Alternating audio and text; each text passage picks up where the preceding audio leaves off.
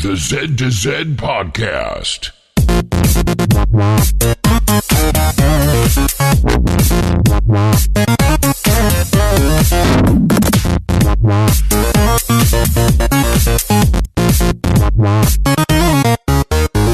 Hey, and welcome to the Z to Z Podcast. For Xbox Achievement Hunters and Gamerscore Junkies, I'm your host, Brandon Fream, and thank you so much for listening. At Z to Z, we love gaming and in particular, grabbing achievements and gaining Gamerscore. We do news, reviews, and interviews. If you've got achievements, we'll unlock it. You can find show notes for this show, as well as previous shows, on our website, z2z.com. This is episode 88. You can also contact us with questions or comments on Twitter, at Z2Z, ZEDTOZED. Over at our forums, forum.z2z.com, or email us directly, contact@z2z.com. So this week I am joined by Randy. How are you doing, Randy? That's great to hear. And we've got Dave, or better known as Doughboyee. How are you this evening? I'm doing great. Wonderful, wonderful. It is a late night for us, so, we're going to... This is going to be this weird mashup of a show, so just be ready. It'll be fun, but it's also going to be borderline insane. So just because we were recording two nights this week because we had a little change in plans. So we're recording very late on Saturday, and then we're just late on so Sunday, excited for Gamescom coming up. That, at the eve of Gamescom, we just can't wait for all the news. Do you actually think there's going to be, like, a lot of news and things? I guess that by the time this airs, we'll know. But, I'm curious. Not really. I mean, I think it's going to be like E3, where it's basically just confirming a lot of suspicions. That's kind of how everything is now. Microsoft did that last year, where they just kind of were like, "Oh yeah, hey, we kind of blew our wad at E3, so like just here's pretty much everything again. I hope you like it." We do have a couple of announcements just to reiterate. First of which is live show. We're a week out of live show, so August 25th. Randy, have you, are we getting video? How are we feeling about live show? Well, if we have time tomorrow, we gotta try video. I think, I was thinking about it. I think we're gonna do it. I think we're gonna be able to pull it off. So if we have time tomorrow night, we'll do a test run. If not, I'll have to find someone else to do a test run with. So Dave here has said that he would be willing to help. Oh yeah, absolutely. Well, then we can do a Look test at that. run. So there we go. Live show, August 25th. We'll start as we get closer to, this show will come out and you guys, you'll hear it here, and then we will be promoting it more on our social medias and letting others know, and then making sure that the word gets out. I'm excited. It'll be, we'll have to make sure this thing gets locked down, but yeah, this is going to be great. I think it's going to be fun. I think we're gonna have a good time. I always have fun on our streams. So. And then of course we got Patreon. We're have more than halfway through August, so the next poll is coming. So if you're interested in getting in on the monthly draws for whatever we're over now, that's what's going back into the pool pretty much for the our patrons. So hop on in. It's patreon.com/Z2Z. We thank everybody so much for all their patronage. It is just absolutely wonderful. You are an awesome community, and we are excited to game with you guys and have part of our show. And I'm looking to add to the reward tiers. So I'll make a note for obviously anyone who's in the Patreon now. There will be like a post, and you should be getting an email when I do posts on there. And so we will be adding to some of the reward tiers just to, help incentivize and or reward those of you who are sticking with the show and, are giving us some of your hard-earned money. So look out for those, find ways to continue to interact with you, get you more involved, because you guys are clearly the cream of the crop. And so we want to, we really want to reward that. So thank you again. Let's get into our wins of the week. Why don't we jump over to our guest, Doughboyee? Why don't you get things started? What was your win of the week here? My win of the week is, I was going to be something gaming, but I'm going to take it off of there for a moment because I had unfortunate, that my 14-year-old blind, barely moving dog got out of the house somehow. Oh my goodness. Yeah, he's never really been off leash at our new house that we're living at. We've been here for about a year and a half, and he's never been off leash. But where he goes to the bathroom is really close because he is old. But he got out of the house. I had walked him, came back in, took something out to my sister's car because she was over, and I think he must have followed me back out again.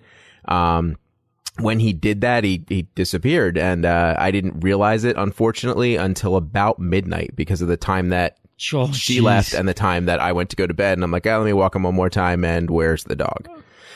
So from midnight till about 2 a.m., we have a cornfield really close to our house. So I took a walk past two neighbors' houses to the cornfield and kind of looked through the cornfield from here. And I'm like, somebody's going to freak out and call the cops because I'm out there with a flashlight looking under bushes and around trees. And so unfortunately, I had to give up for the night. Before I did, I started making flyers and stuff like that. But the win of the week is that the next morning I did go out to go put out more flyers, slept like 3 hours, got up, started hitting the pavement, walking house to house and kind of looking around. And then I went to go put a sign up on a tree, and a neighbor was looking and was like, "Are you missing a little white dog?" And I'm like, absolutely. I'm guessing you've seen one. And they certainly did. They didn't have the dog because they have somebody that runs a animal rescue service, and they called them up and said, "We've got a dog. We've got 2 puppies of our own, and they're probably going to harass this poor thing. He looks a little bit older. We can tell he's blind because he has no color in his eyes or anything like that." But the win of the week is that he has been reunited with us. Hooray! Made a phone call right away, and they're like, "We'll bring him over in about a half hour. We'll be over for you." So the puppy's home. He is happy. He slept for about 6 hours after he got home, didn't want to wake up to go for a walk in the afternoon or anything, and I can't blame him. So right. That would be mine. That's nuts. Awesome. What about you, Randy? What was your win of the week? This kind of ties in with what I've been playing this week. This is not much, but I played Sonic Mania, and oh man, that game is amazing. It's easily the best game I've played this year. It's probably the best game I've played in a few years. I mean, I don't want to say for sure. Like, I've been saying to people today, like 3 years, but I'm probably looking over something in that period of time. Yeah, right. It's seriously unbelievably good. It is so true to that era. Like, the soundtrack is perfect. It's so good. The graphics are perfect. They're just right. The gameplay is perfect. It's basically what Sonic 4 should have been. Yeah. And if you showed me this game, I'd say, "Oh, that's a 32X game." It looks like it was built on the Knuckles Chaotix engine. But it's smooth. I mean, it's like everything super smooth. Like it's like it was made by the people that made Sonic 3. Like at that time. Like if they just had like total creativity, not restricted by the hardware. Although I don't know if they were like putting restrictions on themselves, because it really is. Like, it is I guess it would be 32-bit looking, because like the 32X, like most of the games on there that I know of kind of just looked like like 16-bit games with, more colors and a little bit more detail, a little bit smoother, but it wasn't like a Sega Saturn or a PS1 type game. Yeah. Of those more powerful 32-bit consoles. So it looks like that, and I don't know if that was totally intentional, but there's a couple backgrounds that I wonder if they're like kind of 3D that are then pixelized, but like it's so good. It's made me so happy all day playing this game. And that doesn't happen very often with new games. So did you see Stu post his collector's edition in Discord? I saw somebody post it. I think I saw. Or was it Saucy? But it's super cool. Yeah, there's a ton of stuff to that. Now, I really liked it when I saw it. I mean, I don't usually go for the statue collector's edition, but like the price was pretty good. But I was super disappointed that it doesn't come with a disc. It just comes with a code on a metal card, and it's like, well, then it's like, to me, it's just a statue. So I didn't get one because I thought about pre-ordering one when they were still $40. I think that was originally, and the price went up or something. Sure. But yeah, I was kind of bummed out that it wasn't a disc. Like, you go to all this production effort to make the big collector's edition, but don't put a disc in it. So I don't know. And then I think it was some of us talking about it in Discord. I don't remember who it was, but it would have been thinking it would have been really cool if it had like a Sega CD on it, and then the disc came out of the Sega CD in the statue. I mean, that's pretty elaborate, but that would have been super cool. And it's now the other thing that's really cool about it is. It was I think I looked at the credits because I was interested. I think he was the lead developer, like lead director, someone who had a lot of influence. Is the same guy who rebuilt Sonic CD for the modern systems. So the one you play on Xbox 360, the one you play on Android, the one you play on Windows Phone, the one you play on iOS, that's all done by the same guy. And it's my understanding was it was basically totally rebuilt. It fixed bugs, and it fixed some issues, and changed a couple of things, and added a couple of things that were removed from the game, and things like that. And this is the same guy that was like the lead guy on Sonic Mania. So it's really cool because you see some very true to Sonic CD influences. I mean, there's a lot of like Sonic 2, a lot of Sonic 3 as well. But is he part of Team Sonic then, or this is just a kind of a licensing thing with him? Or so it seemed, my understanding of what happened is he just built this, like just rebuilt Sonic CD just cause, and then I mean probably caught Sega's attention or pitched it to Sega or something. And they're like, well, we'll distribute this. Like this is great. Like we'll work with you and distribute this and give you credit on it or whatever. But he wasn't an employee of Sega or anything like that at this time. And so I guess with the work he did on that, probably got him into this project. They're like, hey, this was really successful. Why don't you build this new 2D Sonic? Somebody who obviously knows how the games work, knows what people want to play. And so, and it was just spectacular. So I don't know if he's an employee of Sega at this point. I would assume so. At least a contractor at the very least. There were a couple other studios too, but it was a very small team that worked on it. Yeah, that's awesome. And it's only $20. Like, super worth. I think it took me, I want to say about 6 hours to get through the game just once, like just to play. So it's a pretty hefty game. There's a lot to it. So yeah, it's worth the price for sure. Awesome, that's great. My win of the week, so Zombie Army Trilogy, I wasn't sure we'd get to it, but we did. We killed Hitler. It was great, actually, and it was perfect timing, too, given all the events that have happened this last week. And so it's actually kind of funny because at the end of the game, when you kill Hitler, you have to like take his body and dispose of it. And so as a joke, Beer Me picked it up and started running away with it. Like, instead of casting it into the hell pit, he ran away and he's like, "Not my Fuhrer!" Like, as a joke. And so then he ran back over to the pit and threw him in there. And I'm like, oh, I should get this, a video, Xbox record that.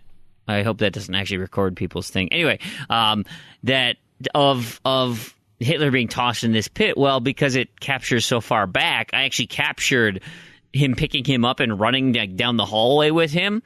And so when I posted it, I was like, oh yeah, this is kind of funny. You guys can take a look at my clip. And then realized after that, like, that's when all the events stuff recent had gone on. I'm like, oh, you know what? Hitler jokes probably not the best timing for that. Not that they ever were great, just but particularly less great. So anyway, yeah, particularly less. So anyway, now it looks just like actually Beer Me is getting a running start to go throw Hitler in. So you can kind of take it both ways. But yeah, Hitler, zombie Hitler, dead skis, he's gone.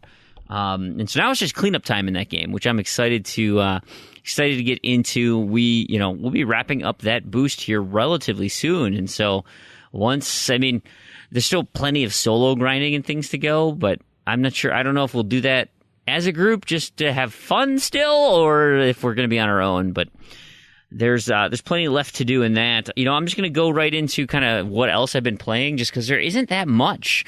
I've been playing a little bit more Rocket League. I did my 10 placement matches to get into a rank, because I've never done that before. Turns out, what am I, bronze 3 or something? Not great. I am not great. But I am excited. So if you haven't seen yet, in our forums, forum.z2z.com, we are having a Rocket League tournament. So it'll be, you sign up as an individual, and then you will be put onto a random team. And now some of the details are still kind of open-ended right now, because we just don't know. I want to see how many people are interested. So I don't know, if it's going to be 2 teams of 2, teams of 3, if it's going to be best 2 out of 3, best 3 out of 5, what day of the week it's going to be on. But it'll probably end up being like a Saturday morning or like midday Saturday, so that like the UKers can play on Saturday night and the Australians can play on Sunday morning, kind of thing. So we're just trying to, again, we're just figuring out. So if you're interested in a Rocket League tournament in the Z2Z community, go to the forums, just type in that you're interested, and it'll put you into the pool, and we'll try and coordinate a time that works for everybody, UK, Australia, and the United States. So super looking forward to that anyway. So I was practicing a little bit. Just a little. I'm not great.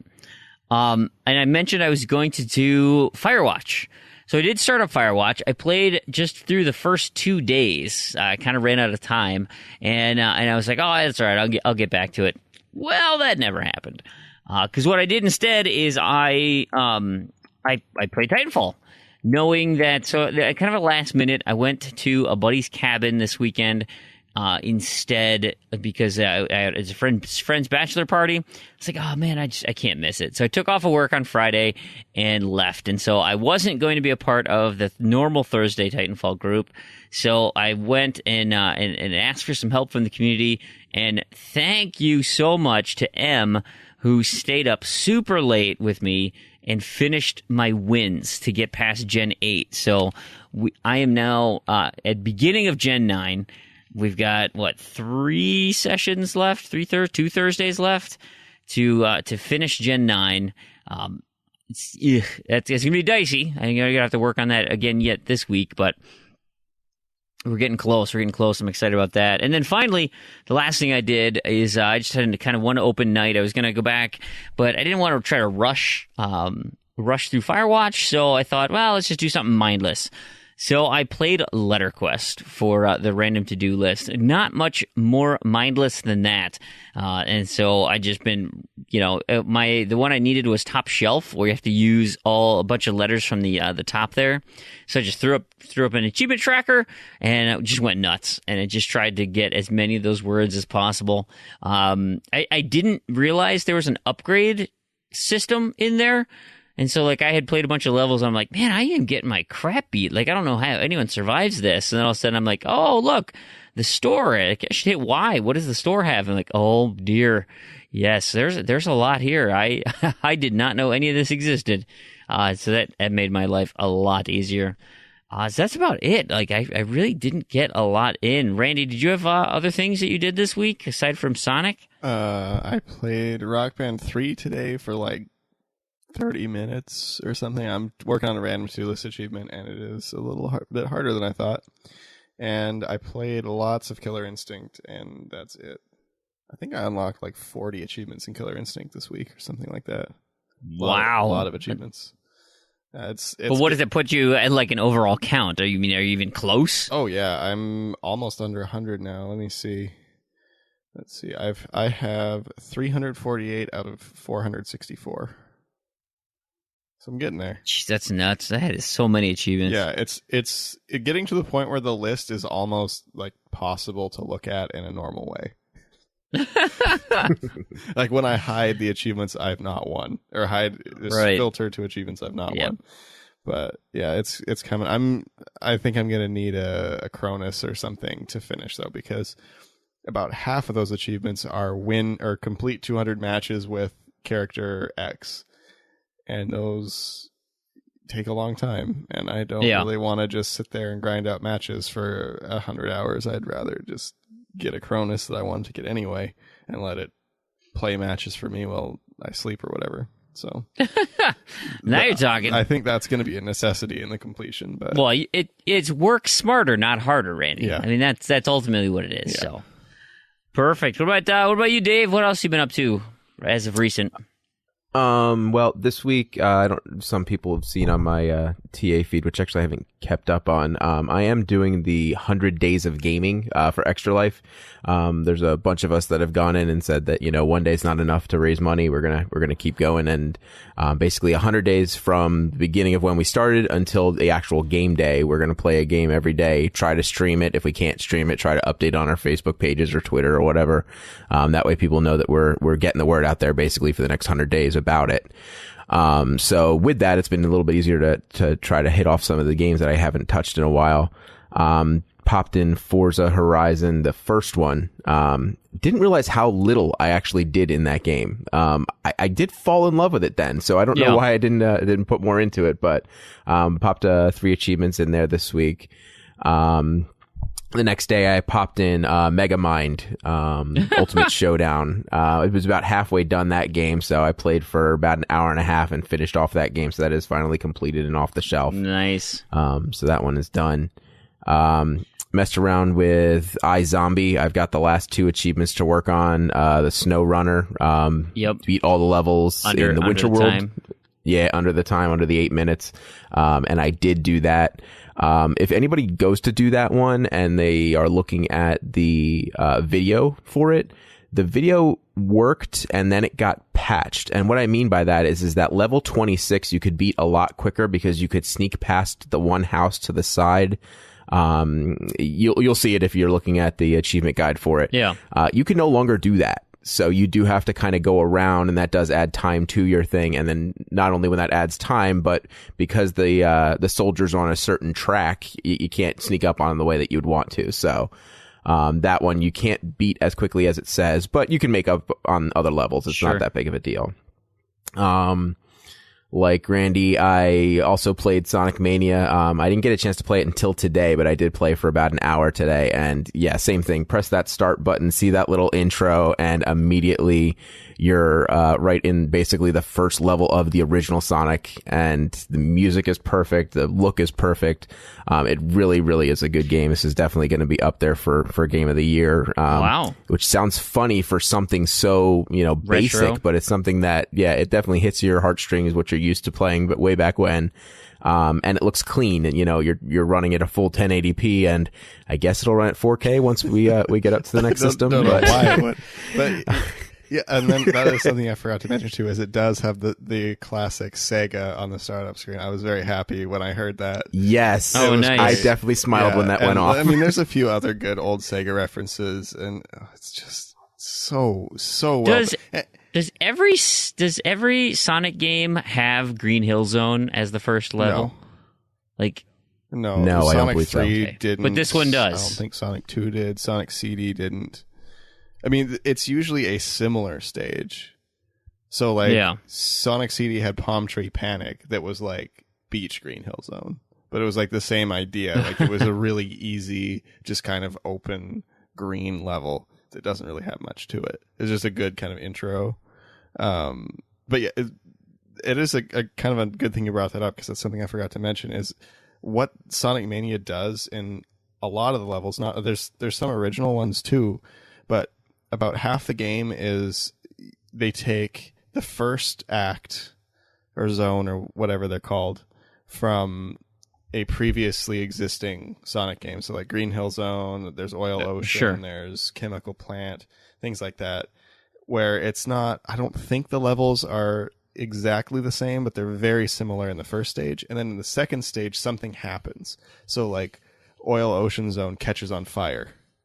And then you have to play through the stage in this kind of alternate setting, and then it's all new. It's a totally new mechanic. It's a new stage, but it's playing on the old stages. And I think they did a very good job of that because, like, you know, you have the classic, but it's not just I'm playing Sonic 2 for the 600th time as well as Sonic 2 has aged. And I think that's a nice thing, too, is like these games have aged super well. You don't need to add anything to them. Just make them look nice, make them play nice, add some new levels.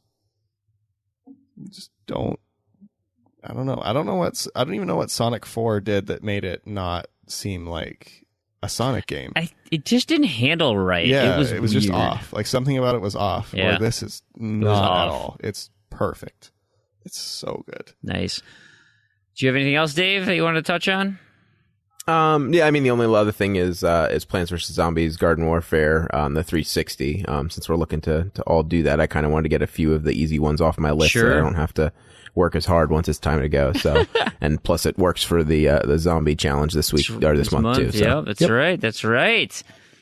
Do people still play that online? Yes, I did have one game that seemed to last quite a long time because at one point I'm like, I feel like I'm dying and everybody's running towards me. And I looked at the list and it was me and one other guy on my team, and there was about 7 on the other team. So they never dropped off because the one person that we were going against was rank 327. Oh my goodness. Yeah, which means he had a ton of hours in this game because once you get up towards 50 or so, it starts to crawl when you're ranking up. So, but we had to wait for more people to either jump in or towards the end, I'm like, all right, just kill me so I can get out of this and at least get the points for what I've got because we're not going to win. Right. So, right. Yeah.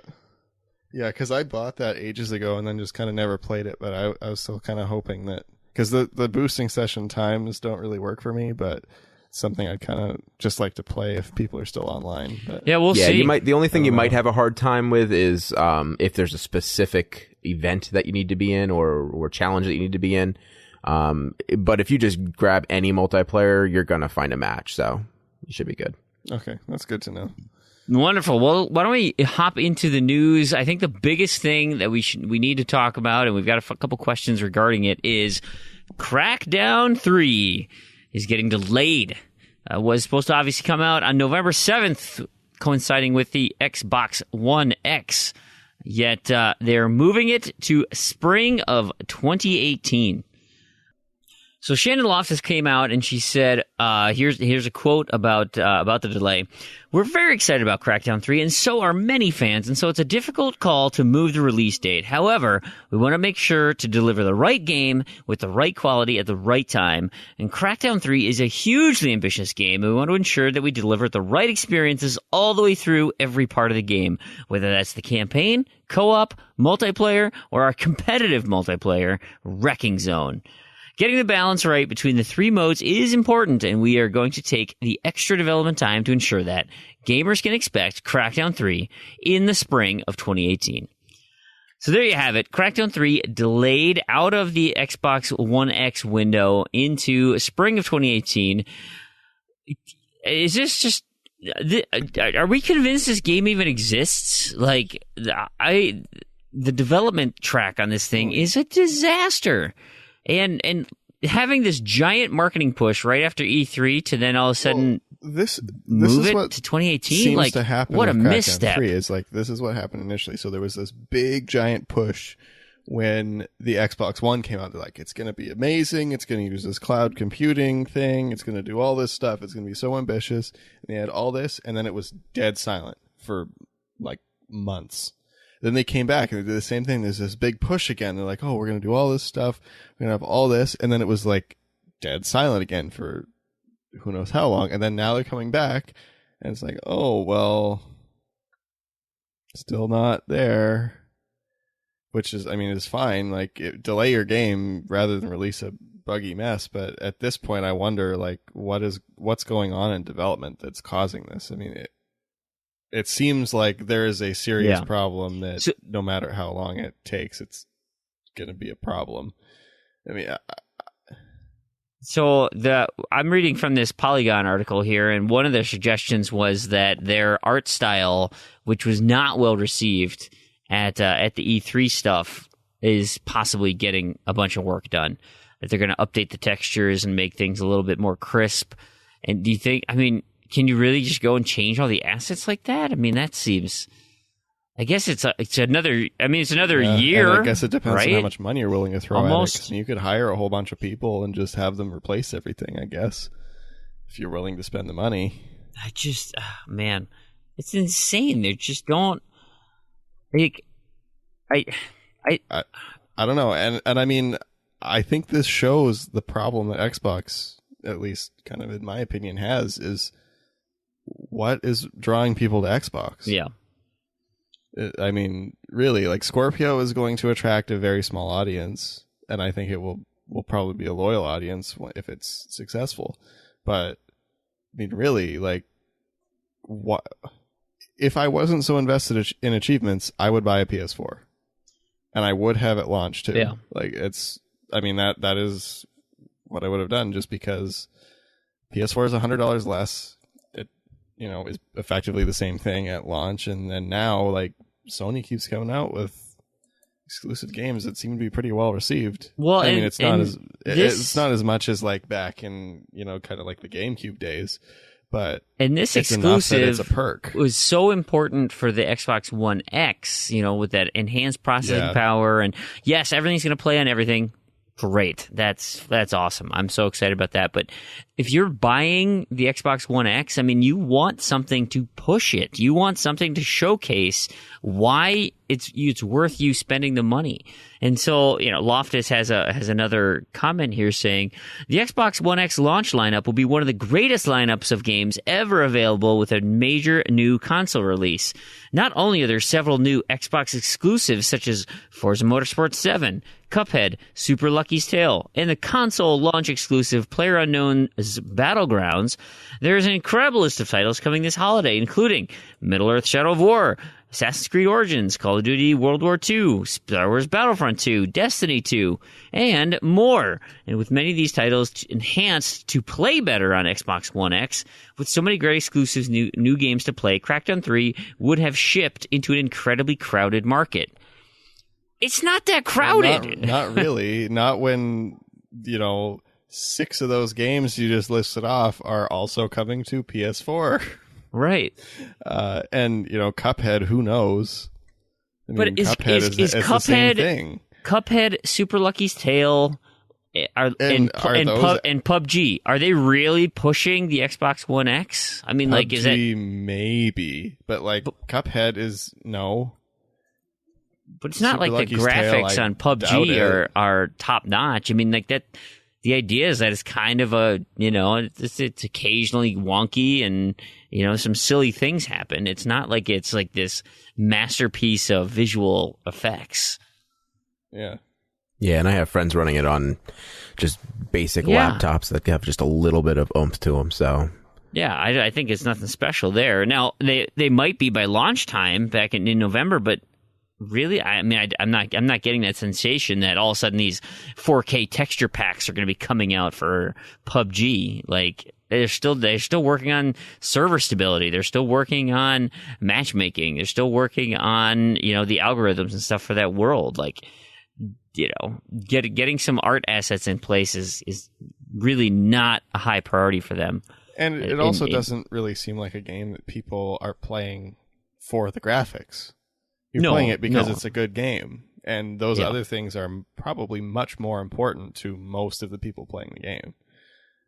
To where, maybe one day they'll have 4K assets, but I mean, I don't know. So, what do you think with this move? What do you think the implications are for Crackdown 3 then? I mean, is this it? Let's take the improvements aside. Let's say if it was to release November 7th, like it was supposed to, and it was done, and it was in good shape, and whatever, or it releases in spring of 2018, it with a more open window.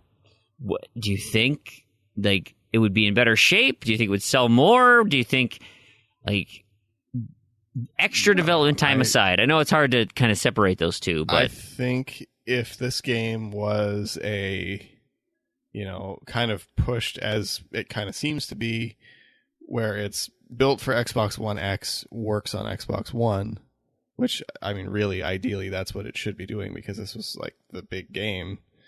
Yeah. I think it absolutely would have sold more at launch because if you've only got, 2 or 3 games that are new that really take advantage of the processing power, well, most people buying that console are probably going to buy all of those games. I mean, it's like it's like the 3 launch titles for Xbox One.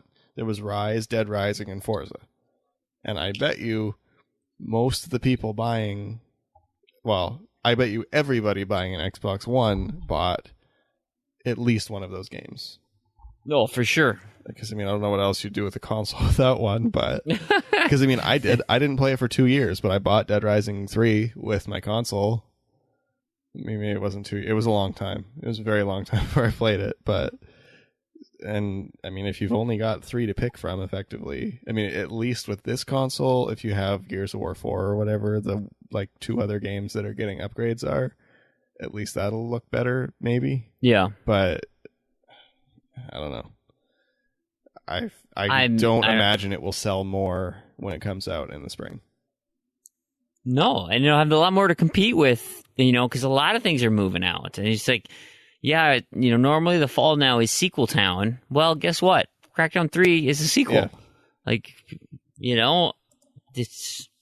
I think they're really hurt with their marketing campaign with, Terry Crews going all out with, he's on TV with Major Nelson trying to promote the game. And they started their marketing push. They started to get things out there. And all of a sudden now it's like, well, we're going to Audible. And within the next, 5 months, we've got to figure out a way to make this more engaging for people.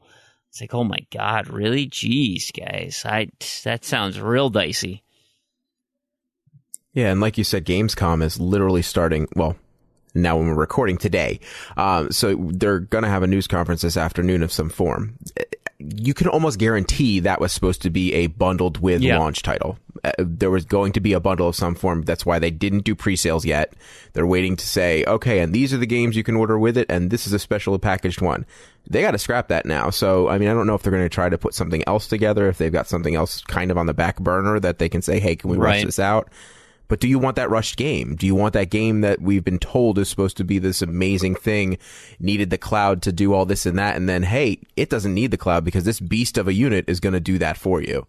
I mean, they're really shooting themselves in the foot as far as pre-orders and other things. You're probably going to, I'm not going to say less because people are going to go out and get it that already wanted it, but there's definitely going to be a few of those people that this is deterring them from going out day one and picking this up. Right, absolutely. And even now at this point, let's say, they do open up the pre-orders with how close you are. I know we're still 2.5 months away, but it's not like you can, let's say everybody, you get to make really high, exciting pre-order numbers. You can't react fast enough to build anymore. If you sell out of your initial allotment. So, getting things this close to the actual release date, you're not going to be able to turn around all the components and, the devices and things that are going to be associated with it. I don't know with this, though. I think the target audience is, and obviously the price point is going to be kind of the price point high enough and the audience kind of niche enough that I don't really imagine inventory is going to be too much of an issue. I don't think this is going to be something that's sold out forever or on the first day. I just kind of can't really see that happening. I mean, I can see that too. Because it's not a new console, and it's basically only for people with 4K TVs and that are really, really into Xbox. So, and the holiday sales will be 2 weeks after it's released. Yeah. So the S is probably going to be on the people discount bundle deals as well. Christmas presents and things, probably going to be an S. Would be my guess. Unless you really specifically want, I keep wanting to call it the Scorpio, an X. I mean, because did they officially announce the price? I can't remember. Was it $500? Yep, $500. That's what I thought. And I mean, that's getting, if you buy it on a sale, it's up there. That's like a $300 difference. Oh yeah, that's pretty significant. So yeah. And we'll see. For me, I am going to need to get a new TV too. So that's even more an issue. But we do have a question from B. Smittle, though. He asks, has Phil Spencer been a failure overall after the latest Crackdown 3 pushback? I mean, there are really 0 games people are talking about coming out on Xbox at this point, and I get that journals like him, that he's this laid-back guy, but sooner or later, it's like, hey, what are you doing, man? Forza 7? Like, that's not cutting it. He said, granted, Lucky's Tale is the future of video games. If you play it in VR, you'll see, but that's not going to be the case on Xbox One S, or One X. So B. Smiddle's wondering, like, should we be considering Phil Spencer a failure on, like, achieving the goals that he set out in terms of turning the platform around, getting back to his games focus? Is this just a huge misstep here in 2017? I mean, I think, what do you think? I think we are getting more games focus. Maybe not the right games focus, but I think we've moved on from, this is your living room media center that nobody really cares that much about. Like, it's nice that it also has these features, but that shouldn't be the primary focus where, you're watching TV on your Xbox or whatever. Yeah. Whatever they intended. I mean, it's nice to have that option, but I don't think it should be something that you're spending like 20 minutes on at a presentation. And so, yeah, now when you hear about Xbox, you hear about games, but it's really just like, oh, well, you can also get this game on PlayStation. Or, yeah, like Beast Mill said, it's Forza 7. And that's not even counting the 3 Forza Horizons that came in between the other Forzas. So if you count those, that's Forza 10. That's a big high number and not that long. I mean, it's not like Final Fantasy that's been running since NES. I mean, this is Forza that's been running since, I don't know, like early 2000s. So we're getting one a year now. It's a lot of Forzas. Yeah. And that is a ton. And I guess this kind of goes back to Crackdown too, but it was funny. Somebody said in Discord that what if Crackdown 3 had the Halo 6 beta in it? And oh my God, that's hilarious. That would be hilarious. But again, Halo 6. Yeah. It's kind of the same thing. But, oh man, I would almost be tempted to buy Crackdown out of nostalgia to play the Halo 6 beta that I don't care about. Just because that's the only reason I bought Crackdown was to play Halo 3. That was the same time that early in the year when they had the Halo 5 beta. Like way before that. Now, granted, we had the game release announcement prior to. I know there's no announcement yet, so. Yeah. I mean, I don't think, but it's I don't possible. think that's going to happen. I just think it would be very funny if it was, or if it did. Yeah. But yeah, I mean, so what about you, Dave? I don't know. It's tough. Yeah. What do you think, Dave? Yeah, I mean, as far as calling him a failure, I mean, remember who was there before he got there. The reason he was brought in is the reason that they needed almost like a hype man to get people excited about gaming, specifically on this console, to get people involved with the amount of community events. Like, that's what he pushes. That's what he does. He pops into random podcasts like we know. He just, he shows up and says, look, this is what's going on. Aren't you guys excited? This is what's happening. So as far as that's concerned, I think he's put more of the focus back on the gamer itself. Makes it almost feel like the Xbox community in general is more of something. Makes it feel like that they're focusing on us, the gamer, and what we want, as opposed to, like you said initially, here is your Xbox One. Why is it called the One? Because it'll do everything. You can watch TV, and it just started from there and then faded out. So I think, and as far as what else he was brought in for is a PR person. He is out there. He is talking consistently on Twitter. He's consistently responding to people that talk to him on Twitter. Whereas some of the other people that you would try to get a hold of in the gaming industry, you can message them 59,000 times and you're just not going to get anything out of them because they think you're either not worth their time or we'll talk about that later. He actually just says, give me a week, or, he'll throw out things like that. So I think he's been more of he is the face of Xbox. He is the community hype man, if you will. So I think he's doing an okay job. the Crackdown 3 pushback is just a kick for Xbox. Yeah, and I'm console, not so quick as to put that all on him either. I mean, yes, okay. At some point, you need a leader to say like, yes, no, absolutely, you cannot take any more time. Like, go.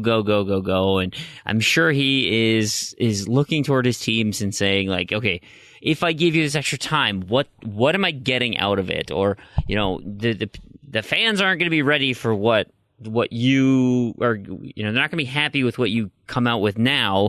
We need to revisit that. And I'm sure it wasn't like Shannon said, it wasn't done lightly, but I agree. I don't think, like with what you said, Dave, that given where the state of the Xbox One was when he took over, like I don't think he's a failure, and I think he's had a fair amount of success actually, and with his growing focus on the indie scene, and now that being said, though, I don't agree with his stance on, you know, marketing exclusivity or, you know, the unique exclusive titles, you know, that is really bolster a lineup. You know, he wants gaming for everybody. He wants gaming. He wants everyone on the PC. He wants everyone on the Xbox One ecosystem, and he wants to continue to spread that, you know, almost regardless of what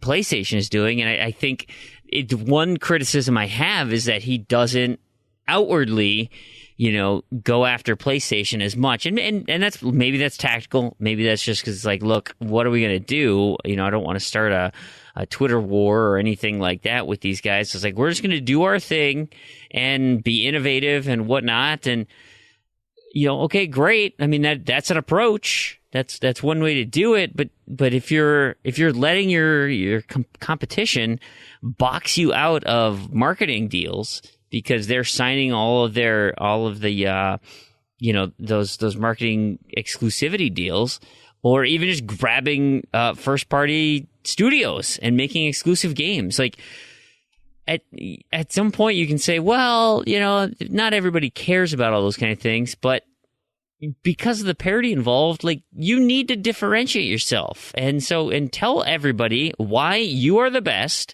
and why your competitor doesn't meet all of the items that you have to offer, because that's what's going to be important about generating new sales. Like, don't wait until everybody already has a PlayStation 4 Pro and then say, oh, okay, well, you know, we're gonna either reduce the difficulty or change the time or do something so that, yeah, all that time you just put in is, we got to switch it and you're gonna be on something else.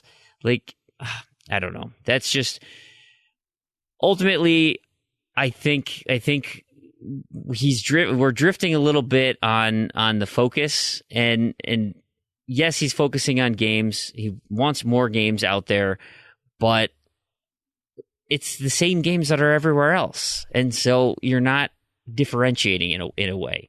And I think that's probably my biggest frustration about enticing new people to come over. But so do you think he wins points by tomorrow at the news conference stepping out and just saying, we screwed up? We let you down. We're not going to have Crackdown 3 ready for release, but this is what we have. You know, if he starts off saying and admitting that, you know, they couldn't keep up their end of the track for this game that we thought was coming last year, we thought might be out the year before that. I mean, it's a game that's been around for a while now. And then at E3, people were questioning the art style, if it was the right direction for them to go with that as well. I mean, if you just come out and say, you know, we wanted to have this for you, does he have to be honest like that, or does he just have to say, this is what's ahead? Yeah, I don't know. I really like the transparency, and I think he's done even listening to interviews and stuff with him, like, he is fairly transparent as to why he does the decisions he does, which I love. I think it's great. I think it's refreshing. You know, I feel like he really values us as customers. And so, yeah, I think that would be great to say, yeah, you know, I'm really disappointed in Crackdown, but you know what? This is what the team is going back and they're really going to focus on making those graphics pop, or, you know, I don't buy this multiplayer balance stuff. Like, if then put it in a beta or something. You're going to need Halo data. 6 beta. Yeah, there you go. I mean, if you're really worried about balance, well, then you need to get people like mass do it. Let others in the community test it out. And I'm wondering, what's the QA team look like to test out weapon balances and things. So yes, I think you would get points by being honest and explaining, either why he missed it or what they're doing, like why giving it an extra 6 months is going to be better. Does he have to? No, not necessarily. Like, he could go ahead and just focus on what's coming out this fall. And, I think they do a good job of like saying, these are all the things between events. So from if he says something at Gamescom, he'll usually talk about stuff that's going to come out that holiday or this upcoming year. And then, right before E3, and they're ready to lock down that. It's, here's everything that's coming from this E3 to the next E3, which I appreciate. So no Beast Middle. I wouldn't go so far as to say it's a failure. Ultimately, you can say that because he is the voice, he is the face, and people have to do essentially what he tells them to do. And so if you think he's not telling them to do the right thing or keeping them accountable for their timelines or whatever, that's fine, that's fair. But I think ultimately you have to also consider the individual teams and his other support staff for missing their deadlines or not meeting the expectations of the customer or whatever. So I think there's more blame to go around. I'm not necessarily one of like, hey, it's the figurehead of the company, so if somebody's getting yelled at, it's got to be him. So off with his head, kind of thing. I tend to be a little bit more reasonable with people who are in charge.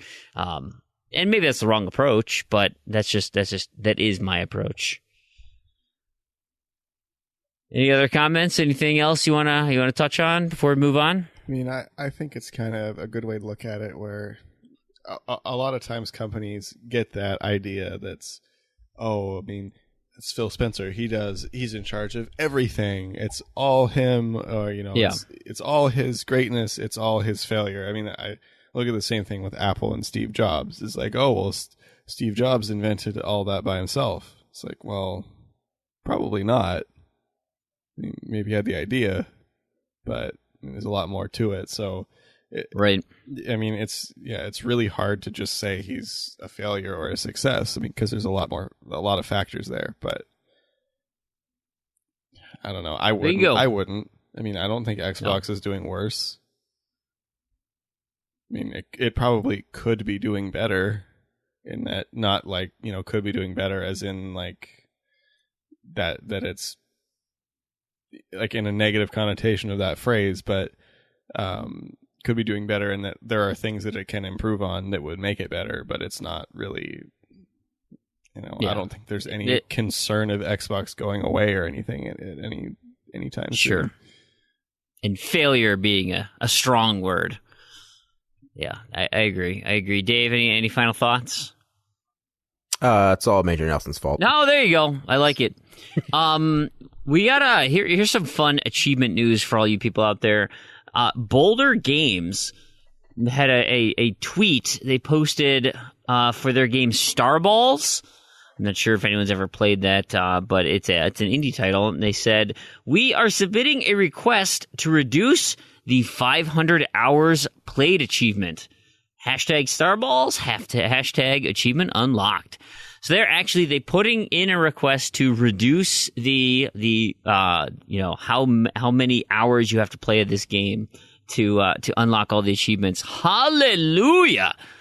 Like that is now I just wish Prominence Poker would do this, where they're like, yeah, it turns out we've had a little bit more time to look or play this game, and nobody's going to want to do it for 500 hours. Yeah, that was basically the only reason Starballs was on my radar, was because of that achievement. I just heard of it. I mean, really? Like you were going to do it? No, I haven't. I don't really even know what it is. I just saw it get scanned in, and then people talking about the 500 hours achievement. I was thinking, well, that's kind of ridiculous. Yeah. Okay, so then... Well, you figure they already have achievements for spend 100 hours and spend 250 hours. So how far are they going to lower it?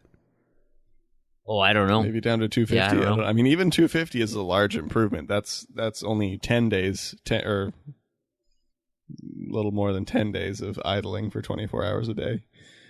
Right. But they already have an achievement late, and it's called 10 Days Lost. Spend 250 hours on a level. So it's going to be more than 250, but less than 500. Save you potentially up to 10 days of wear on your Xbox One. Right. An additional 10. Jeez Louise. Yeah, what is that going to look like? New topic here. So I saw a trailer. I'm actually watching it now again. It's from Focus Interactive, and it's called Mud Runner, a Spin Tires game. Essentially, the game, it's a simulator, a driving simulator, that you have 19 different, I guess vehicles. I mean, they're definitely vehicles, but like, it's a mix of all sorts of different vehicles that are typically, I mean, they're like big trucks. And the point of the game is it's a simulation game, and the point is to take your load, however, and get it to the new destination. And so sometimes that means driving through rivers. That means, over cliffs and big muddy areas. And it's literally a driving sim where you just have big trenches of mud and you try to like Oregon Trail it across rivers and stuff. But like, it looks really good. So the trailer can be posted here in the show notes. You should take a look at it. Did you guys watch this trailer at all? Like, do you even like the simulation genre where you've got like the Euro Truck Simulator or the Professional Farmer or whatever? Like, do those types of games do anything for you? Management simulators like Tropico. Like kind of city planning, money management, those type of simulator games. But like, I mean, I haven't really played the farming type games, but I kind of want to, but I also don't really want to have to commit a ton of time to one of them to complete it.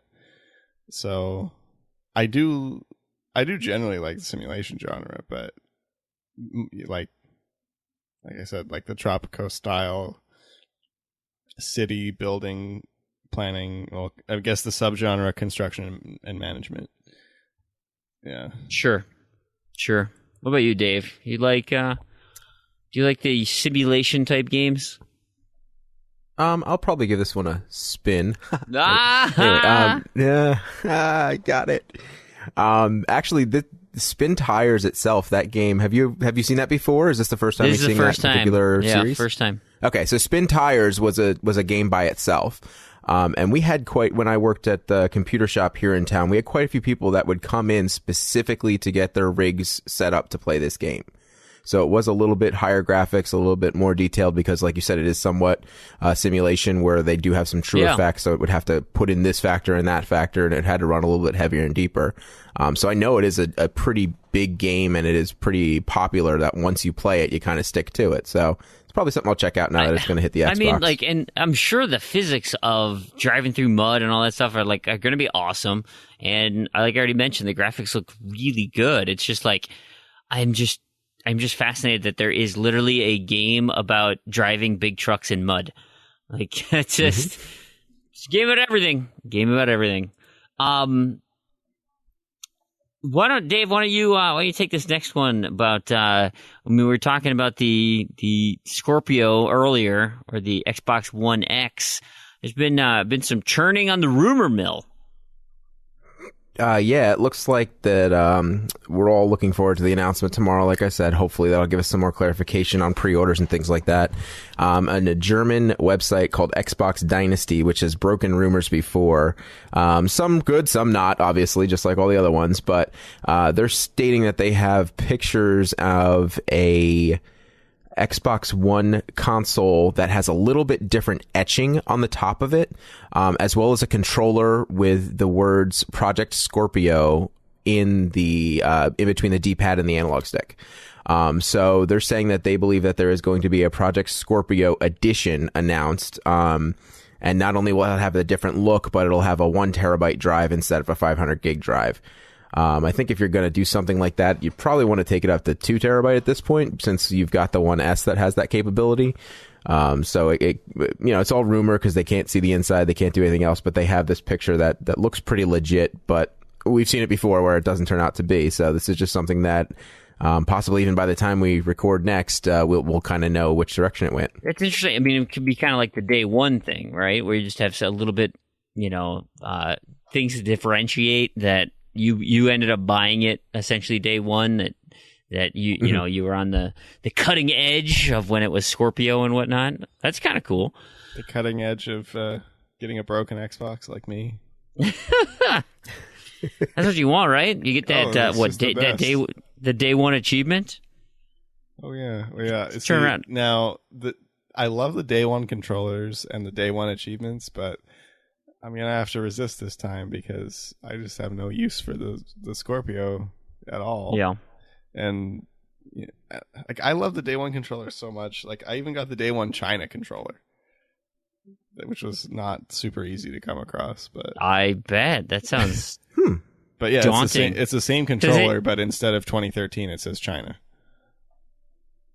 Like the word China. The word like China, still okay.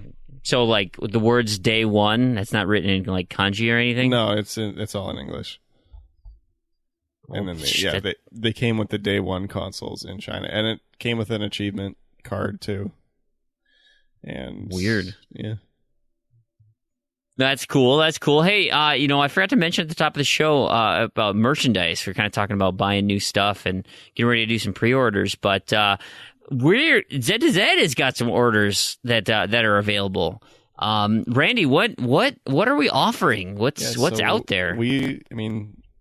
Some people got a little pre-release a while back, but it's official. I got a shirt. It's official. We've got shirts and mugs designed by Grug, which is awesome because I was designing some stuff and then I was chatting with him and he did a much better job than me.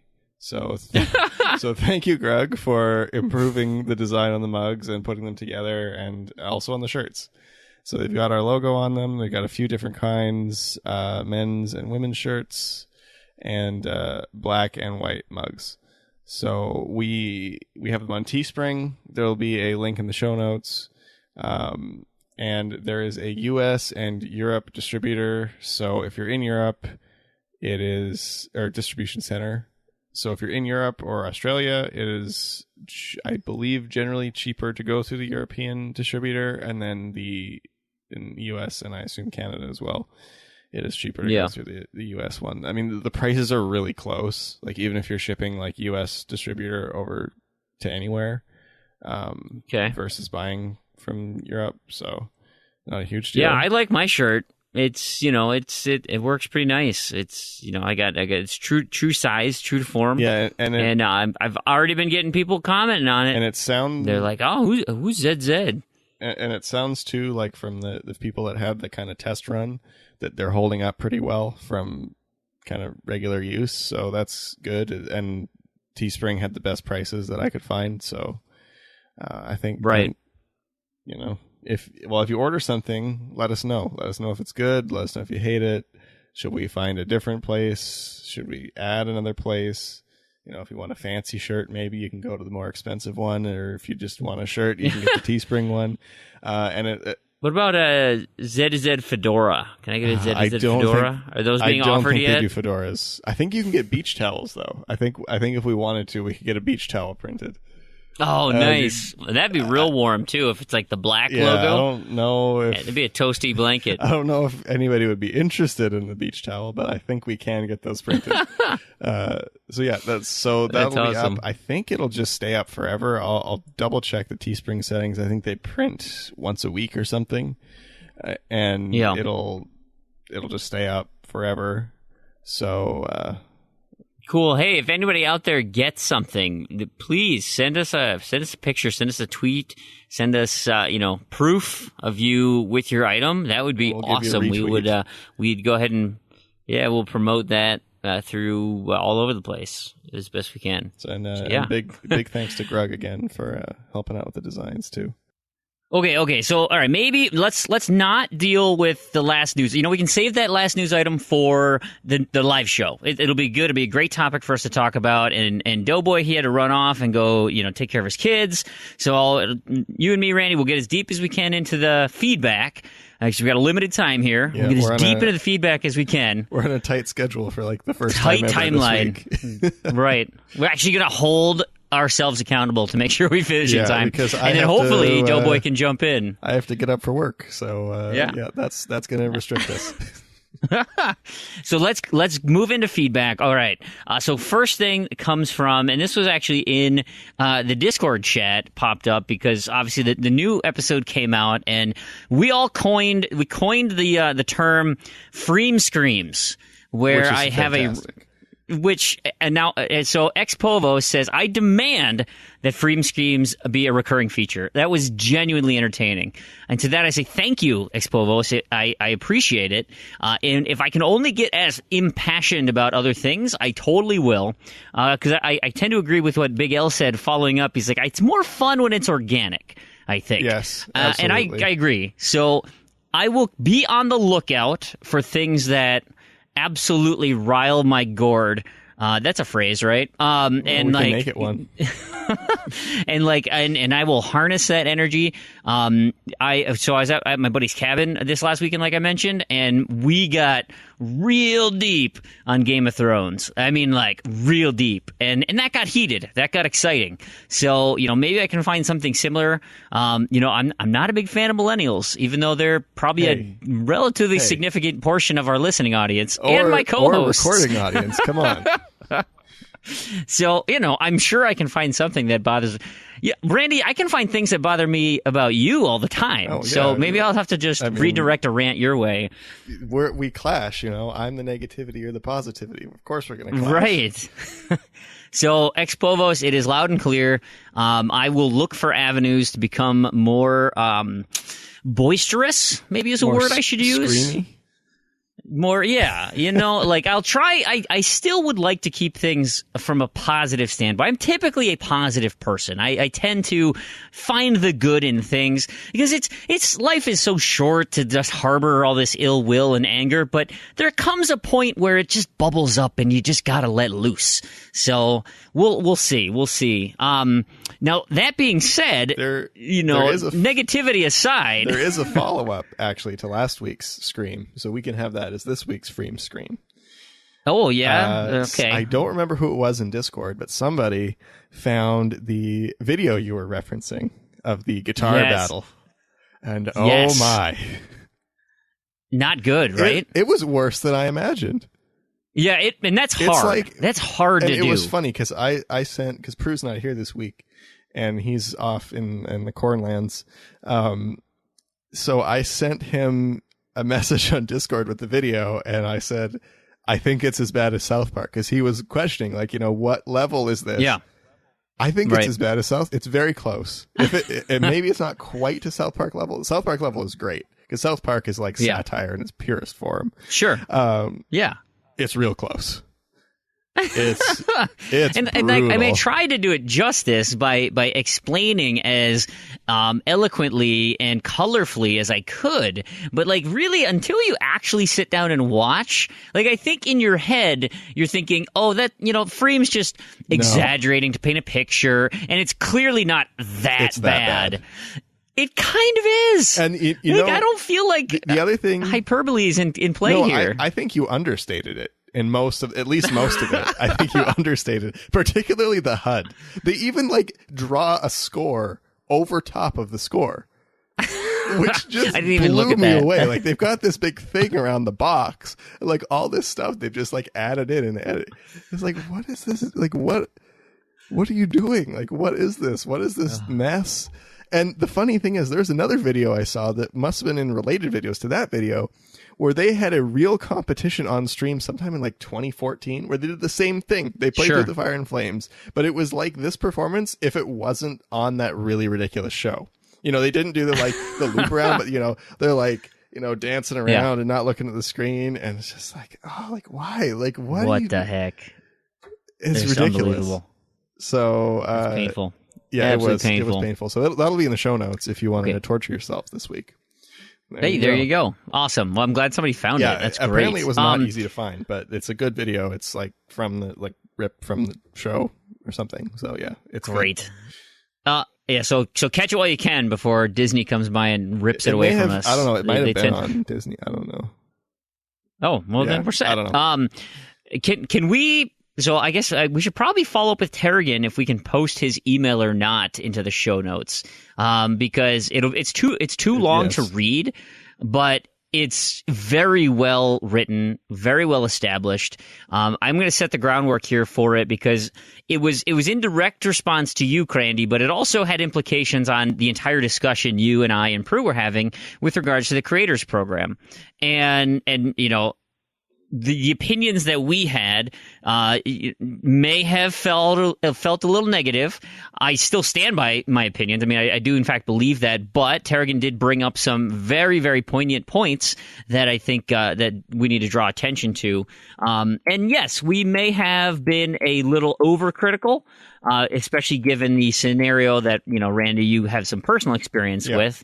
But I'm gonna start with my own response to him, just in regards to just kind of what I said for the show, for the Creators Program in general, because I think his most poignant point is especially the one that's saying, well, the reason we can't find it is because it actually hasn't been launched yet. That's a great reason I can't find it. Like that would explain a lot. Because my only experience was those two games that got flagged by like either Store Parser or Cheap Ass Gamer or one of those. There was like, hey, free games available. Like, so to me that meant, oh, the program's live and it's in play. So if that's not the case, which it is, still in preview, then that explains why I can't find anything. So I will withhold judgment on how difficult it is to get to the Creators Program when it actually is officially launched. In terms of like the black hole nature that we were talking about, Tarragon's like Tarragon's points, which are totally, they're great points, is it's a different landscape now at Microsoft, that they have really embraced indies. And Phil Spencer specifically has gone out of his way. I mean, he's shuttered all of his first-party studios, so who's he got left, really? And that he's bringing on all these indie studios and wants them all to succeed. And it's really shifted since the time of the original Creators Program. And so that we should give them the benefit of the doubt that they likely have learned from their mistakes. Tarragon points out that first iteration they had in the 360 was universally panned, and the independent developers who used it used terms like black hole, death knell. I mean, just all these things that, because it was so negatively treated. Most people didn't even know it was there. Right, like second-class citizens, really. And so that Tarragon's point is, because of this new renaissance that Phil Spencer's kind of pioneering in terms of indie showcasing, that we should think that the Creators Program is going to follow suit and shed light on those types of developers, as they're doing with the Summer Spotlight and other indie studios being treated as just normal games. Like a game is a game is a game, and they'll continue to foster that, and that's totally fair. That is totally fair, and it's a good point. I do think that it is certainly a different culture. Now, that being said, I still think it is going to end up being a black hole scenario. Like I would immediately say that I'm sorry for that if it indeed turned out to be different. But in my head, it's a large company like Microsoft saying, like, look, we have so many submissions from so many different developers that we can't spend enough time to determine if these are people that are worth supporting. So we're going to, like Prue said, make it a meritocracy, have them go into the Creators Program, see if they can generate some steam, and then pick from those that have, the passion, the technical expertise, the momentum, the vote, essentially, and use those to pull them along and really support them from that standpoint and let everyone else do the work for us. That's kind of a negative way to say it, but that's just in my head how the program's going to work. So I really hope it's not. I hope it is very, very transparent. I hope it is very easy to get to. I hope there is exciting ways to interact with those types of games. That was kind of the idea behind my achievement point system, that it wouldn't be Gamerscore. I don't want it to be Gamerscore, but I think, and Turgan mentions this too as far as Gamerscore goes, is that we are a very niche group. It's a small community of achievement hunters, but I do think this small community tends to play pretty much everything. And so if you give us a reason to give something a shot, like, hey, there's some Gamerscore over there, why don't you give it a go? That we would end up playing a lot greater variety of games. And so if there is a separate point system, an indie score or whatever, and you got credit for playing indie games, I could see people finding enjoyment in that and saying, yeah, I play a bunch of indie games. My indie score is 25,000 because I play so many indie games and I really enjoy them and I like to support the developers or whatever. And it could just be another thing like challenges and nobody does it and it goes away after 2 years. Or it could be exciting and fun and give a spotlight for indie developers, because then you'd have achievement hunters would be streaming those games, or they would be promoting it. Hey, look at my feed. I'm going to go for a bunch of indie points in this new indie game. Now, whether I want to code that or not, that's up to them. That's not my thing. Steam but in that regard, it's not mandatory. If you want to put in indie achievements or creator points or something, put them in. Right. And they don't have to be tied to anything. It's just a simple score, but it gives people something to go for, some type of carrot on a stick that, hey, it's nothing, right? It's independent of Gamerscore, but I could go for some indie points. I want to be the top indie point scorer in the world. So I'm going to play all the indie games, and if I find something good, I'm going to talk about it on my stream. I'm going to talk about it on social media. It's just a marketing avenue. That's all. So I get that, that Gamerscore folks aren't the top demographic, but I tend to think we play a lot of games. I'd be curious on the TA community's library, how much that represents in the grand scheme of the average library of games. Because I'm pretty sure we're higher than most. I would think so on average. I would imagine. Given that there's some of us that have. So anyway, I think every game, not many, but I know of at least. Yeah. I think there's 2.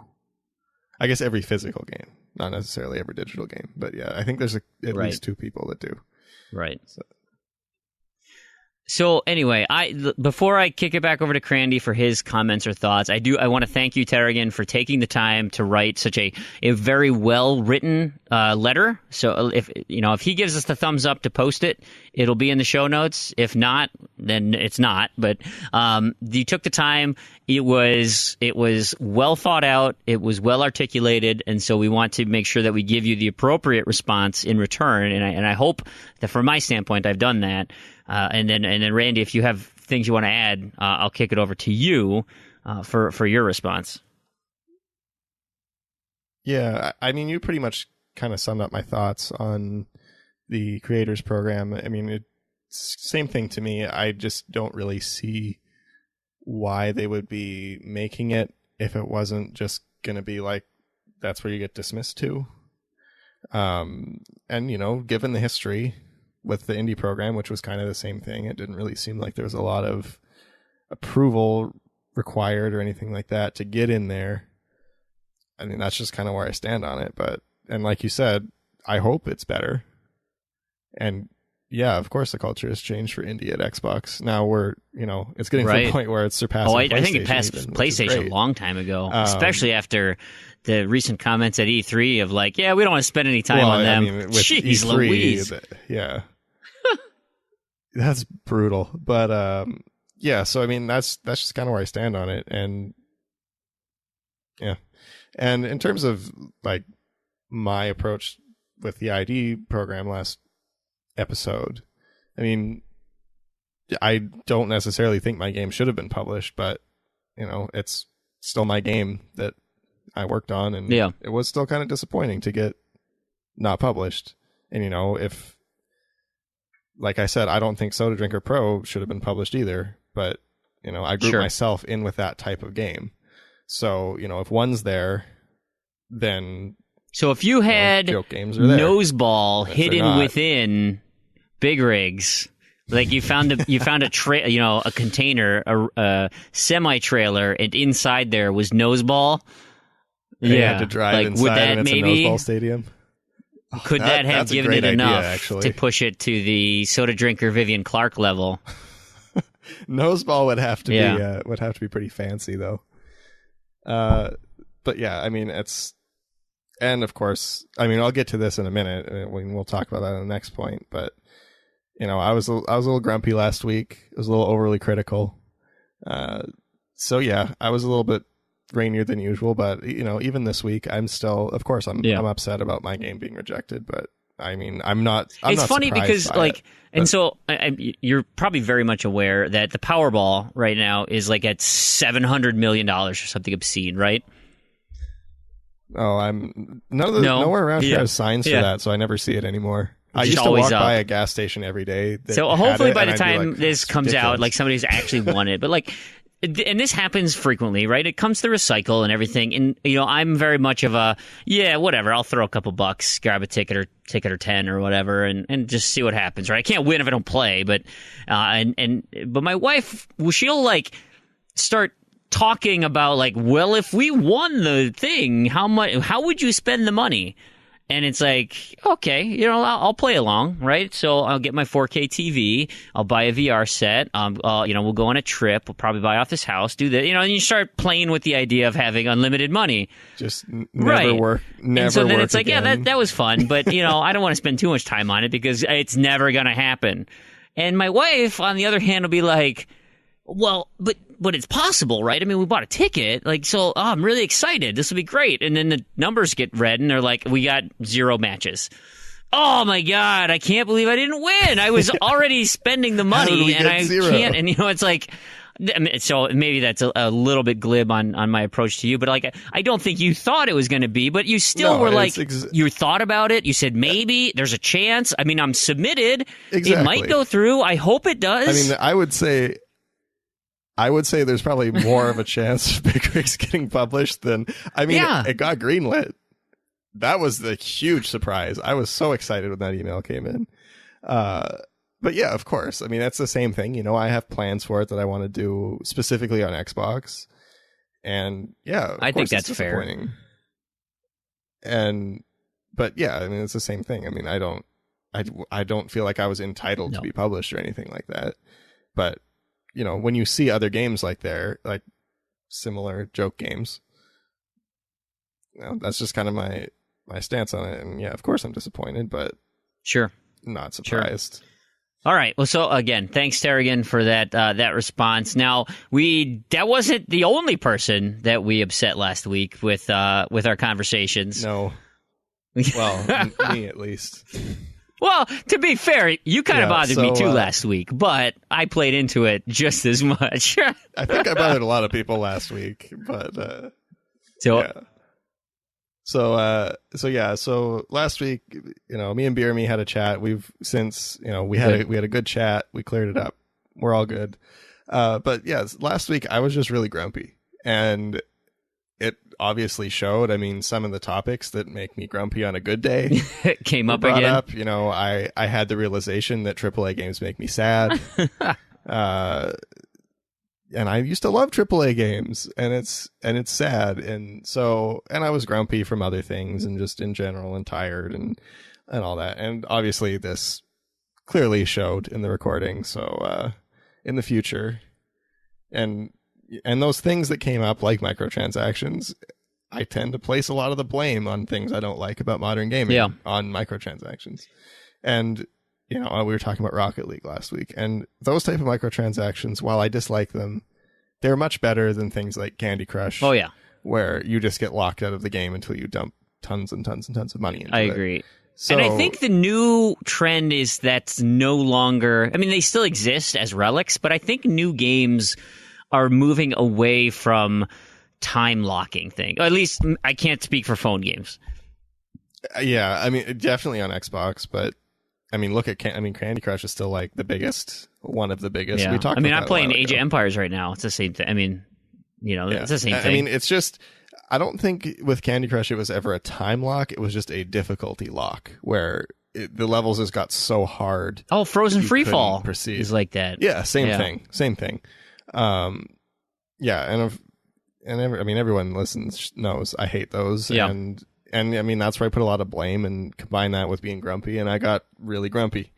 And so, I'm going to keep that in mind going forward. And if it's a really bad week, maybe I'll abstain from the recording, or at least be a lot more conscious of how that's affecting me. I mean, you can still hold your opinion on microtransactions. I just think it ultimately comes down to people can spend their money however they want, and you might not like it. But I mean, personally, I abhor the microtransaction model, but I still hold my opinion on them. I was just really critical last week. And I think kind of unfairly so. Yeah, I did. And not just about that. I mean, it was just kind of the whole show. Yeah. I do like that it's a way to support the developers. Like, I never pay for microtransaction things. Like, I feel like give me something I want. Well, it turns out Rocket League did. And they're like, hey, here's a shiny little, skin, and it's only $1.50. I mean, it's a lottery, which I hate, but you got a chance. It's not so tough. And you know what? It's like the Powerball. You guys did a great game. So here you go. I'm going to give you a few bucks. Now, am I going to do any more? I might, because I really want that car. But then when I get that, then I'm done. It's just like gambling. I think that's the one thing that's a little bit shady about the whole thing, is that it is gambling. I would like to know. Loot boxes are pretty terrible. Yeah, like I appreciate, and that's why being able to just buy a skin is much better than a loot box system. Agreed. But I mean, we know why loot box systems are there, because they make way more money. Way more. And I appreciate the fact that you have like governments that say, okay, look, this is a form of gambling, and you are required to tell us what the odds are of winning. Like, because I'm looking at this Rocket League loot box, and it's like, I got the skin that I wanted, but it's for a car chassis that I don't have. And it's like, okay, so what are my chances in these loot box of getting the Dominus GT? Because if it's even, like, because you're showing me 12 things, so if I have a 1 in 12 chance, then great, that I can accept that. But if it's like, well, actually the chassis are actually like a 1% chance, and then the skin actually was a 25% chance. That's when you got. It's actually a 99% chance. Yeah, like. That, or it's like, and once you earn one, then it's actually pulled from the pool, so you can't earn it again, and everything shifts. Like, I want to know that type of stuff. Like that, I think that is only fair to the consumer. Versus, or totally if it's not the case, then you make that abundantly clear, and say, you know what, this is a form of gambling. You may or may not get what you want, but here is, this is what we're presenting to you. I don't like that. I think that I do think it's important to show your odds, because I think it's underhanded if you are just like, hey, who knows, right? It reminds me of, do you remember the movie Wayne's World? Were you old enough to enjoy Wayne's World? I've seen bits of it. I've never seen the whole thing. I mean, I generally kind of know what it is. Sure. So what I'm getting at is when Wayne and Garth sell out and they are on their normal show, and they have to have the arcade guy to do his plug, his commercial spot. And so he's talking about like an arcade game. I don't think he's actually on the thing talking about it, but he's talking about an arcade game and why this gelatinous cube is so successful. And he's like, it goes through and you eat all these people, and every time the gelatinous cube eats a chieftain, he goes to the next level. He's like, but here's the thing, we never put any chieftains in the game, so you can never get to the next level, so the kids will just sit there and keep pumping in quarters. And to me, that's a loot box system where no odds are present. That it very well could be like, hey, this skin is in the loot box. Trust us. No, it's in there. And then you run the numbers, and it's like, actually, you have a 0% chance of getting that. Like, we didn't put it in there. Just kidding. Yeah, well, I mean, this is like my problem with Killer Instinct right now. Is I'm still playing Killer Instinct every day, doing my dailies, grinding out currency to buy packs to see if I can get the Fractured Ward. Now, I bought, 75 packs, and I haven't got a single one. Now, does that mean it's really rare, or does that mean it's not there? Does that mean it's been removed? Yeah. I've been tweeting Killer Instinct and Iron Galaxy, no responses, but I mean, it seems like it's not there because I've gotten numerous Guardians of every other type, but no Fractured Ward. Now, the only other thing now is my last ditch hope is it's in a like killer pack is what it's called, and it's super, super expensive. And I mean, this takes me probably a week playing like 40 minutes a day to get it. And with that pack, you get three Guardians in it. Yeah. And only one of them is of the top tier. So the only reason I think it might be in that pack is because the pack still shows the Fractured Ward on the front of it. So now I'm going to spend months, potentially, buying these packs over and over again whenever I can to try and get this last achievement. But I don't know if it's there. If it showed odds. Oh, man. Yeah. I know. Or, if I bought an absurd number of these packs and then didn't get one, I'd be like, hey, guys, something's broken. Clearly, these odds are not correct. But right. I totally agree. And it's kind of a slippery slope, too, because then you look at, like, okay, well, are trading cards gambling? Trading card packs, are those gambling? Yeah. Because, if you start treating digital loot boxes in games as gambling, which really is, then you treat trading cards. But I mean, I kind of don't really view those the same way, and I don't know why. I think it's the tangible goods for me. Like with trading cards, you're always getting something, you can trade them. Digital loot boxes, technically you can't. It's and like the same thing with like the Ultimate Team games, is you buy the Ultimate packs and then you're stuck with them. They only work in this game. You can't trade them. You're just stuck with them like that. I don't know. That's fair. I mean, that's totally fine because there's no real secondary market. Yeah, and if there was, I would definitely have much less of an issue with it kind of being like more than borderline gambling in the loot boxes, because if you wanted to buy it, you can just go buy it. Right. All right. Well, let's move on to a different topic, something that's a little lighter. And something we can have a little bit more fun with. All right, so we're gonna have a little more fun now, and it's great because now Dave, you came back, so we're glad you got everything squared away.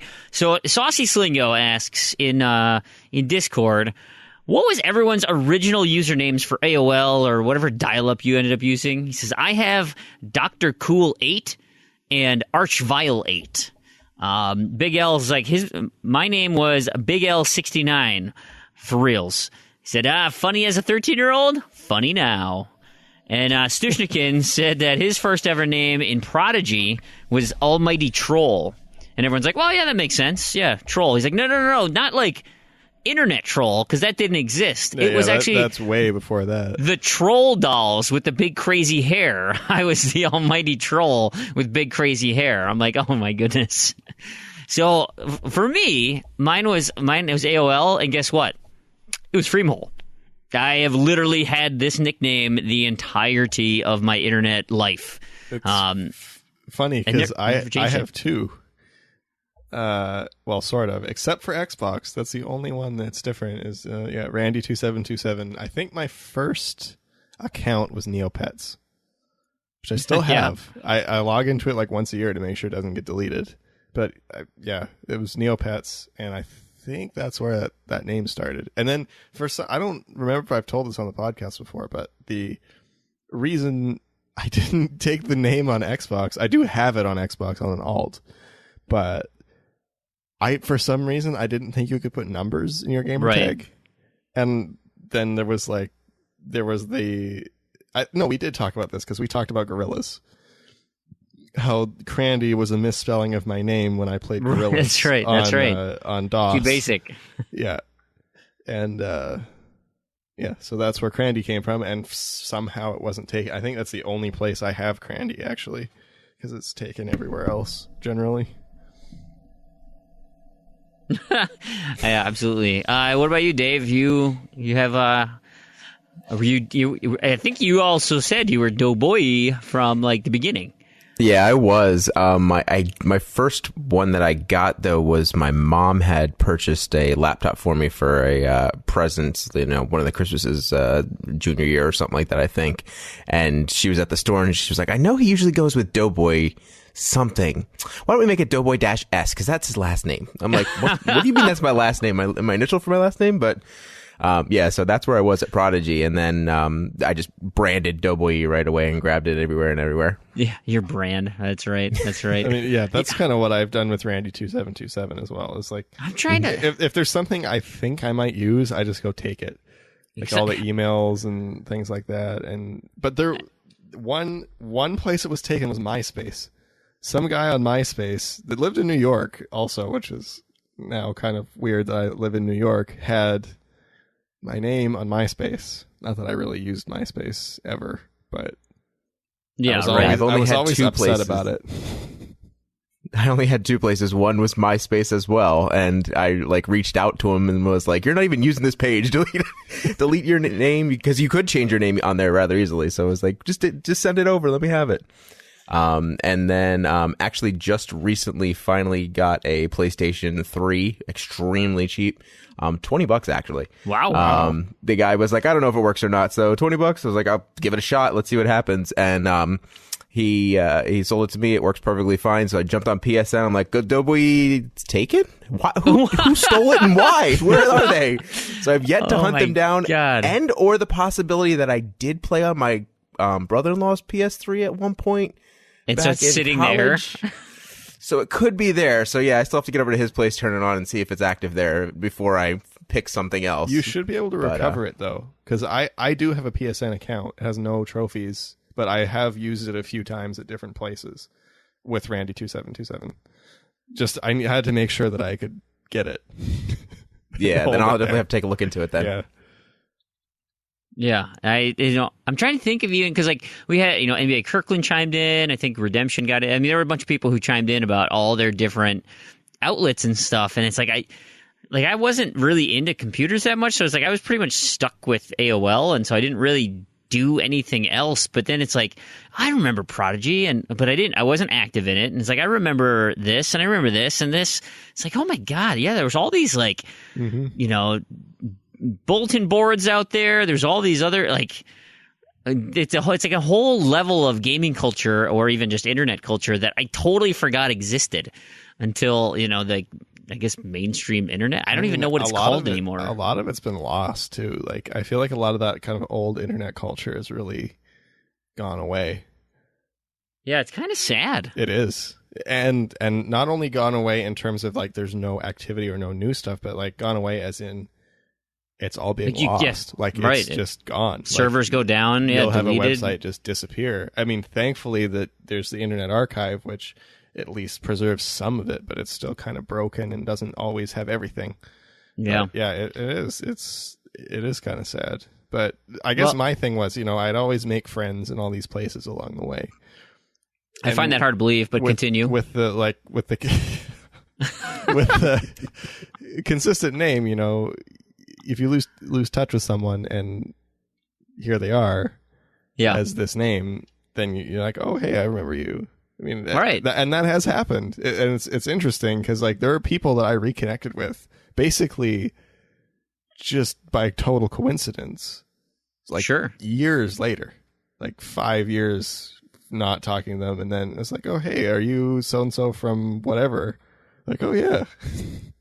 Yeah. What I mean, when I had the meetup in Minneapolis here, it's I know their first names, but you better believe I'm calling them Weasel Pizza and Mighty Mango and Beer Me and yeah, it's Skeptical Mario. I mean, it's just so much easier for me to remember gamer tags. Yeah. And even the whole Pokemon thing that's going on with the raids and stuff.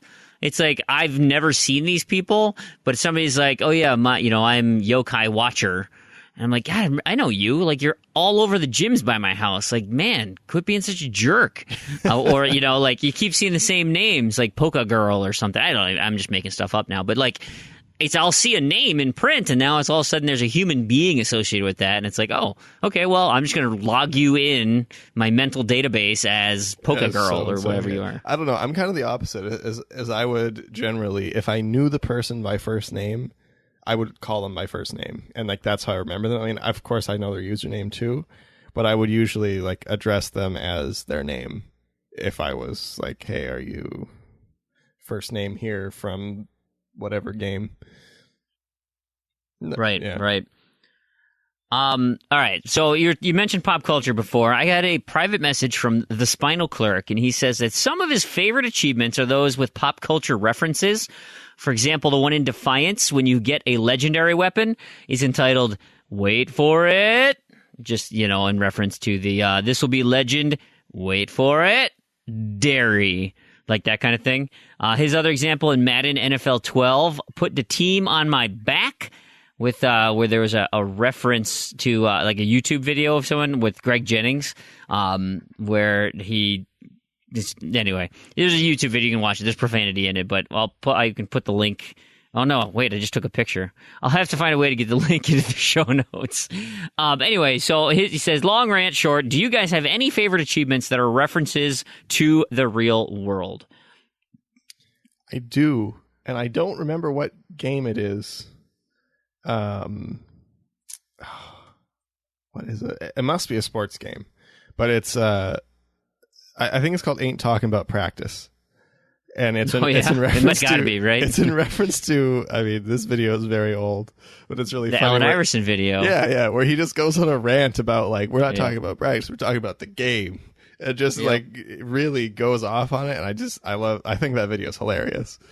And there was and it was, like, a good reference, too. I mean, there are a few others.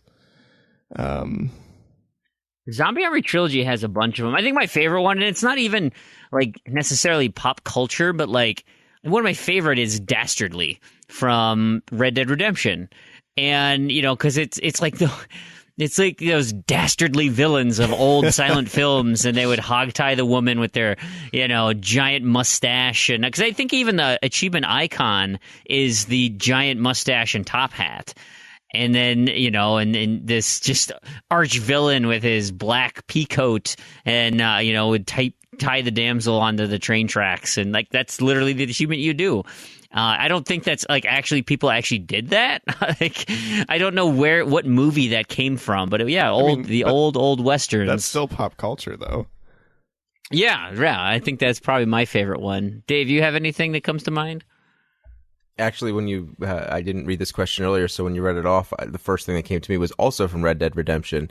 My friend had me go find the Sasquatch and didn't tell me why. And then once the achievement popped, it was 6 years in the making, and I looked at him and I knew what it was referenced to. It was that GTA was supposed to have the Sasquatch in it. I didn't. And they had made. That.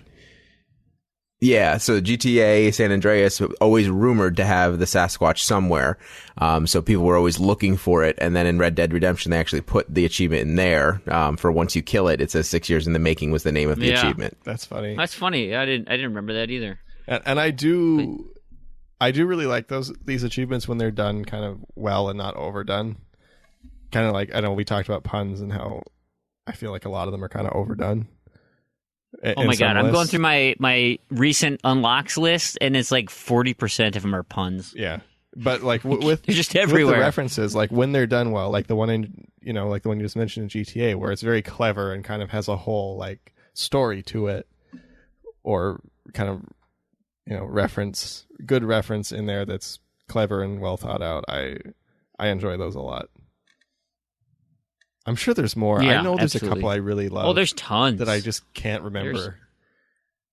And I'll think of them as soon as I see them.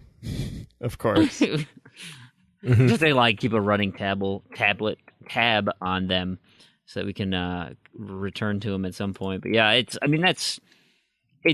appreciated from developers when they choose to introduce something a little fun in there. The problem is when they get dated. Yeah, and it's like, oh yeah, okay, that was funny back in 2012. It's not cutting it these days. Some of the dated stuff though, it's kind of fun to look back to. But again, it's a snapshot in time. As long as it's not overdone. Like, you know, I feel like a game like Borderlands 2 just took it so far that it's like, come on, like you got too many. But you know, when you have the one like like practice, ain't talking about practice or whatever, then it's kind of just like, yeah, that's a little snapshot of that time, or like something popular at that time. So I was like, you know, my nostalgia glasses thicken a little bit every time I see one of those. Real thick, absolutely. All right, we got, let's see. I got a question here from Saucy Slingo again. And he says, and this works great because Prue's not here. What do you feel is the best Star Trek movie? And who was the best captain? And he specifically asks it because Prue's not here. So we need to talk, you know, intellectually about Space Wars or whatever it is. I'm a Space Trek expert, as we all know. My favorite movie was The Cauliflower Head, with, of course, Captain Cauliflower Head. I mean, I saw him at the grocery store. I mean, he was on sale this week, and he came from space, and he's only $3 at the grocery store. That's my favorite Space Trek. I've not seen any Star Trek movies, to be honest. Like, no, I did see one. Was it Star Trek Generations? Oh, I saw the reboots, the new ones, with Chris Pine and Zachary Quinto. I saw that one. That's the only one.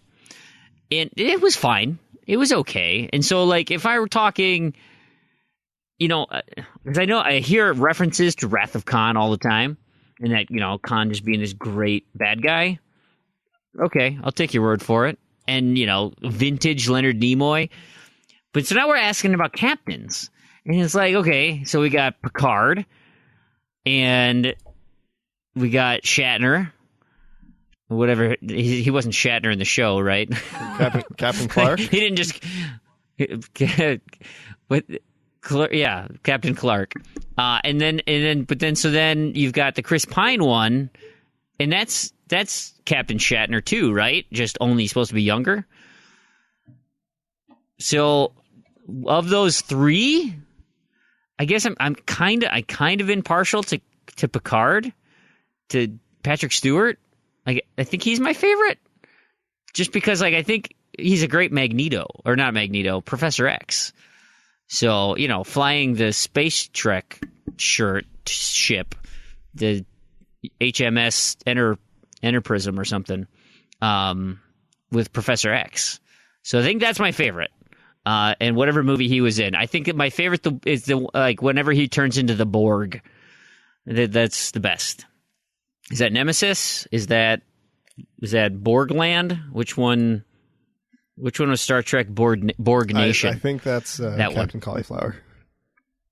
Yeah, gotcha. They go on. Dave, do you follow Star Trek? Are you with the space? You know what's unfortunate is Prue's not even going to listen to this show. He's not even going to hear this. He doesn't even know. We'll tell him. I mean, he's going to be yelling. Yeah, he'll have to listen in. There'll be a Star Trek section he has to listen to. We'll cut to it for him.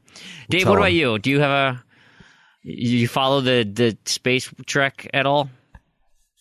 I have not watched a single Star Trek movie, no. Anything on the TV show?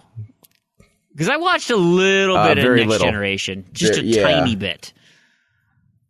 I would check it out when it was on every now and then, but no, it wasn't something that I don't think I ever saw consecutive episodes. Let's put it that way. No, I would agree. So yeah, I mean, I think, Shatner's just got that voice, so James T. Kirk's kind of the way that I would probably lead for the show, but I don't have much to compare him to. So. That's fair. That's totally fair. If there was only a podcast out there that could actually help us with this, that'd be great. So if you know of any, that the Green Tea podcast is really good. Nice. Oh, man. They even have a full graphical breakdown of all of the... You have James T. Kirk, played by William Shatner from 79 to 94, and then from Chris Pine from 2003 or whatever. I don't know. My stupid internet won't show the whole thing, but... Hey, so guys, I do like George Takei, Leonard Nimoy. Those guys are great. But, Patrick Stewart's awesome. LeVar Burton. Michael Dorn as Warg or Warbluff or whatever. And then, but Simon Pegg as, what was he? He was the new Scotty, right? Like, Yep. Like I like Simon Pegg a lot. Anyway, we'll never know. I guess we can't. I can't possibly answer this. And I'm a bigger fan of Darth Vader. Well, and they're Chewbacca, in the show, so I mean, so they're better. Darth Vader fights Captain Clark. Yeah. All right, but and I know we're out of time. We got one thing I got to touch on because it's very pertinent to last show. It was from Terrigan, and he said he mentioned to you, Randy, that the writers of the shows of CSI and NCIS actually wrote those stupid things in there to try and outdo each other. He said it was a well-known running joke between those two shows. They try and outdo each other with the stupidest possible tech-related thing. And so it was... They did a wonderful job. And it's great because, like, they did a wonderful job playing it off like it was real. I mean, they got and you know, you gotta wonder, do the actors even know? That's the question. Like, do the actors know how ridiculous what they're saying or doing is, or because they're just presented with the script, and so the script writers are thinking like, "Oh my god, I can't believe you're going to make him say that. No, don't make him say that." And then he writes the line, and it's like, "Well, I'm just going to do it. We'll see what happens." It's like in Anchorman when they put the question mark at the end of the sentence. I'm Ron Burgundy. It's like, oh, don't put it on the teleprompter. If you put it there, he's going to read it. So maybe it's like the same kind of thing to see like, all right, do you think Dan Harmon is, or whatever, who, I keep forgetting his name. Do you think he's actually going to say this? Do you think we can actually get two people to type on a keyboard dramatically? The two people on one keyboard, they must know. I mean, if they've used a computer, they must know. I mean, that one's pretty out there. Some of them probably not. But I'd be curious. I mean, to be honest, the reference that he posted, did you look at that video that he posted? I don't know that one. Oh no, I forgot. But I did watch the two people on one keyboard one. And yeah, I'm gonna do that right now after we stop recording because I totally forgot. That's funny. Yeah. So, all right. Well, I think that's going to do it for our show. Because we have no Knobs and Discos, right? Nope. Nothing there. Plan for the week. It's gearing up for live show. Live show next week. That'll be exciting. I'm super pumped for that. Yeah, it's going to be super fun. And I don't have any zombie news, so we're pretty much it. This is the end of the show, guys. I promise I will add contests at the end of the show. So listen to after the outro and hear the winners for July. I'll finally pay those things out and make sure you're up to date on all your contest things, because the end of the month, pretty much, we're getting ready for September, and I will. Will I talk about what's coming up September? Yeah, no. I will not, because by the time live show comes out and we'll tack it on the end of the actual recording, you'll get introduction to what September's contests are. But you'll hear the winners for July in there. So I want to thank everybody for all their help, everything that, people behind the scenes, everything you guys do for the show. All of you patrons, thank you so much for everything you've done. And if you can't support us financially, it'd be great if you'd head over to like iTunes and give us a review, give us a rating, help support us that way. That would be wonderful. Randy, where can people find you? Anything, anywhere that we can, we want to be bothered to continue to rain on your parade? Yeah, you can always get me on Twitter at Randy2727 or Crandy on True Achievements. Fantastic. And Dave, how about where can we find you and your extra life exploits? Less than 100 days. That's exciting. Yes, we're getting close. So, you can hit me up at Doughboyee over at Twitter, over at Facebook, over at True Achievements, wherever you want to look for me. Over at Extra Life, you can just look under my real name, Dave Soto. And if you check out the hashtag 100 Days of Gaming, you'll see some of the guys that are doing it. And you can follow us all over on Twitch or Mixer or wherever you might want to check us out. Are you do you stream all your are you doing your 100 in a row, or are you tag teaming with somebody and rotating? I did miss a few towards the beginning, but I'm gonna make sure that I hit these last 75 at least. And I do have my stream fully going at this point, so. That's awesome. So yeah, if you like Extra Life, you want to support a member of the community and his endeavors in Extra Life, get him his. Are you going for platinum again? Oh yeah, absolutely. Or you don't have a? Do you have a platinum yet? No. I hit gold last year. That's right. I remember you reached your next tier, but I couldn't remember how high that was. Gold is awesome though. So let's get him his platinum this year, everybody. We'll help out with that. And of course, I'm Freamhole, FREAMWHOLE. That's my Twitter. That's my Xbox Live. That's my gamer tag. That's everywhere. And that's my Discord channel. So come and chat with us over on Discord. You're free to just type in this URL and you can get in. It's an always open invite. Discord.me/Freamhole. You're all welcome to come hang out, chit chat, find some boosting sessions, whatnot. It is great. So, with that being said, I want to thank again everybody for listening. And on behalf of Dave and Randy, I have been Brandon. And to all you achievement hunters and Gamerscore junkies out there, thank you so much for listening. And we'll see you next episode, which is going to be live. Woo! That'll be fun. Okay, now I'm done. And stay tuned for Damien and Warren. That's right. Reviews Ed coming up next. And then my contest roundup. Oh, it's still got a lot of show left. Fantastic. See you guys. Thanks for listening. Take care.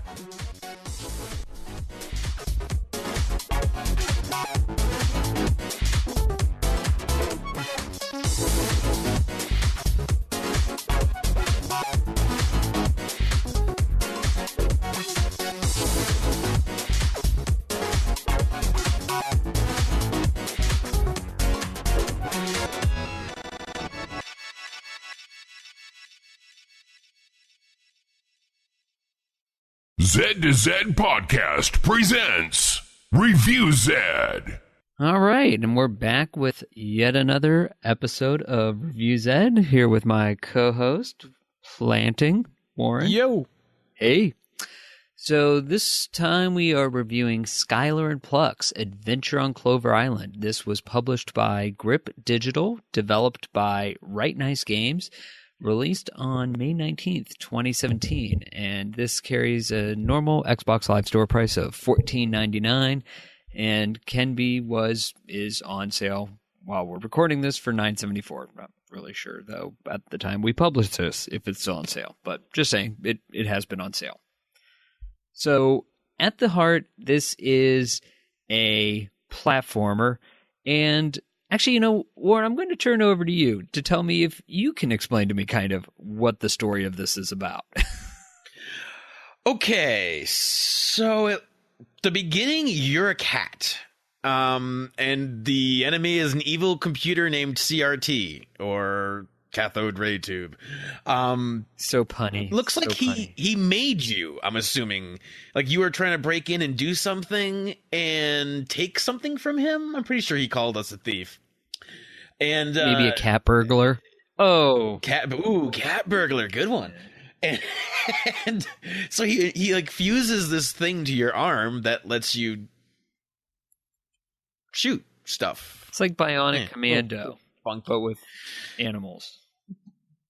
Yeah, sort of. Very little on the Bionic Commando, actually. Much more on the Hoppy Commando. It's Bionic Cat. And basically, yes, your quest is to find fuses to fix a device to turn it back on because evil CRT took the fuses. Oh, wait, you missed the part. You escape out of CRT's space station, and you're blasted off to this island that CRT was trying to capture, which is why you're trying to restart this thingy-mabob. Okay. And then once you get your quests going, you start having to work your way through some serious platforming. And by platforming, I mean the stereotypical, you're hopping everywhere. Yeah. Along the way, there's these collectibles, many of which they're not like specific. You can find them pretty much anywhere. They're all over the place. They respawn when you come into a zone again, and you use them as currency to unlock other collectibles, aka like captured little guys that just cry, "Help me, help me." Lows. Not lows like the construction area thing. Loas, LOA, yeah, LO, just low. And if you liberate all of the lows, you get the LOL achievement. Oh, this game is so full of puns. I wish some of them were punny, but they aren't. Aside from the ridiculous load times, and I do mean ridiculous, when you first start the game, like wander away, it's a good 2 minutes. And then you actually get into the game proper and it loads a level. That's a good minute. Get up, get a drink. Once that happens, you're seamless and the entire level is loaded. So at least they've got that going. The music is amazing. I don't know what's going on. It's like they've actually put some crazy tunes into this, and the voice acting is actually really good as well. I don't know. It's kind of a generic platformer that they really spent some effort giving a good sense of ambiance. Like the palette is visually stunning. You can tell that you're seeing different stuff. Like all the zones look different as opposed to like a rehash of the same over and over. I don't know. Yeah, it's not and I definitely agree on a lot of things. There's certain aspects of this because I think I'm a bigger platformer fan than you, and as 3D platformer goes, we just did Voodoo Vents, which kind of was like a rehash of a classic. This was solid for the most part on the controls. There's some jumps with camera angles that are annoying. One feature I did like, because of you touched on it, the horrible load times.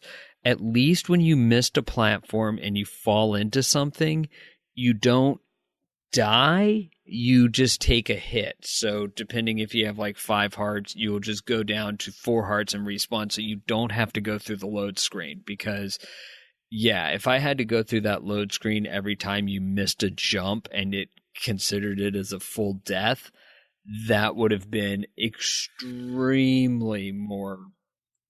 Oh, yeah, because it was bad enough once you lost all your hearts and you're just like, oh, God, no, I got to load again. But the other downside of that, the checkpoints are very far apart. So if you do die completely and sit through a minute plus long load, you're going all the way back to like one of 2 checkpoints in each set of levels. Yeah, well, actually, there was some sub checkpoints. So you have the warp. So, for example, like in section 1, there is 3 warp sections. So there's these terminals that you can warp between. And then actually, even between the terminals, there was a checkpoint or 2. Oh, you're right. The little like antennas that pop up. So it wasn't super bad, but there was sometimes a fair amount of distance between them. So what I figured out to do a lot of times, like if I liberated a low, I would run back, get near the checkpoint again, have it click where it says saving in the corner, just because one of the things that's annoying is if you liberated somebody and didn't get to a save point and you died, you got to go back and save them again. No, what do you mean somebody? I went through liberated like 6, died, and had to redo the whole area. I'm like, we should have had this conversation. That was in the hub area. Yeah, we should have had this conversation. Yeah, true. Yeah, but I mean, so I did finish the game. For the final achievements, there's 51 lows to be found. I found without using a video guide, because you can go back, which is nice. After you beat the game, you can go back to the areas, and there's actually nothing forcing you through, so there's nothing that's missable. But out of 51, I had found 38. And I'll tell you how many you're missing in the zone, but you don't know where they are. And after using the video guide, there was maybe 6 of them. I was, trying to pay attention during the game that I just would have been I wasn't going to find these ones. Like, really? I didn't see that ledge there, which that's kind of annoying for me at times when you have to go back and sometimes pay that much attention, because this game is done in 5 hours. So, I mean, you finished through some of the zones. You know what I'm saying? There's no bosses. You just get to the end like, okay, you found your pedestal. You made it through your jumps. Cleared. That was the biggest surprise at actually the end of the first zone. Achievement for getting near said object, and then being like, wait a minute, there's no fight. I'm just here. I get it. And okay. Yeah. Yeah, it's kind of, I mean, where and that goes back to, like, as you said, they did a good job on the music. They did a good job on some of the development on the worlds. So it just seems like there's other things that they just missed, like making the game longer.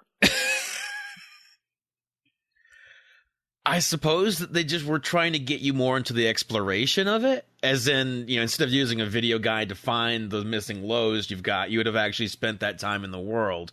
Okay, I haven't been over this area. Let me see if I can climb to that, or if I can climb to this. The problem is that kind of behavior just gets monotonous after exploring as much as you already do. So you end up resorting to that video guide to try to find the missing ones more than I would want to spend time just exploring on my own. Yeah, I mean, I don't know. I find there's that balance. Like, I don't mind, especially in 3D platform. It reminds me of Super Mario World in the sense of where you're getting all the stars, and there's something that even though you could beat the game, you still want to go through and get all of the stars in it to unlock, you know what I mean? Like, just to do that. But I think there's enough of like in a game of that nature, there was a longer gameplay.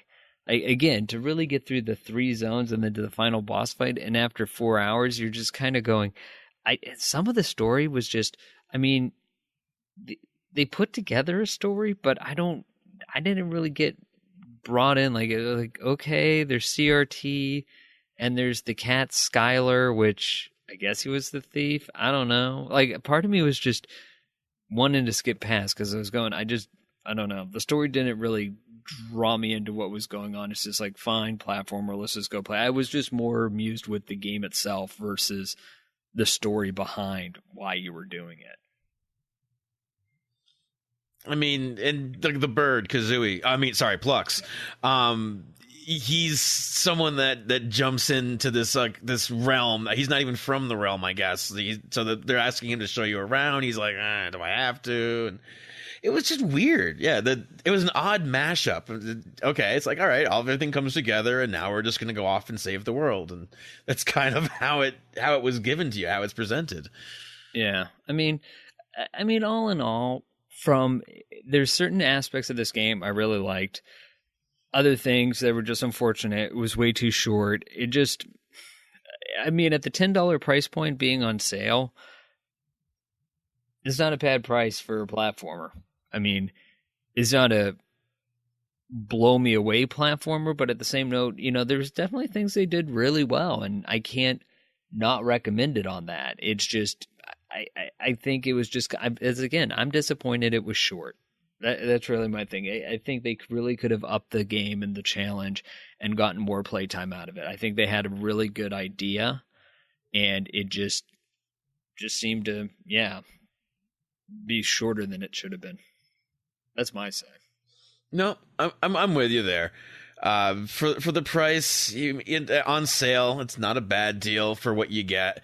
The story is very lacking, but the rest of the gameplay is actually pretty good. So for $10, I'd say it's not a bad deal. For $15, you're probably pushing it unless you're really big on the platformers, especially when you look at the fact the time is so short. So yeah, it's not a bad shot, but in the same respect, I would probably wait for the sale, or hopefully you can grab it while it's still on sale. Cool. All right. Well, till our next game, I'll see you around planning. Next time.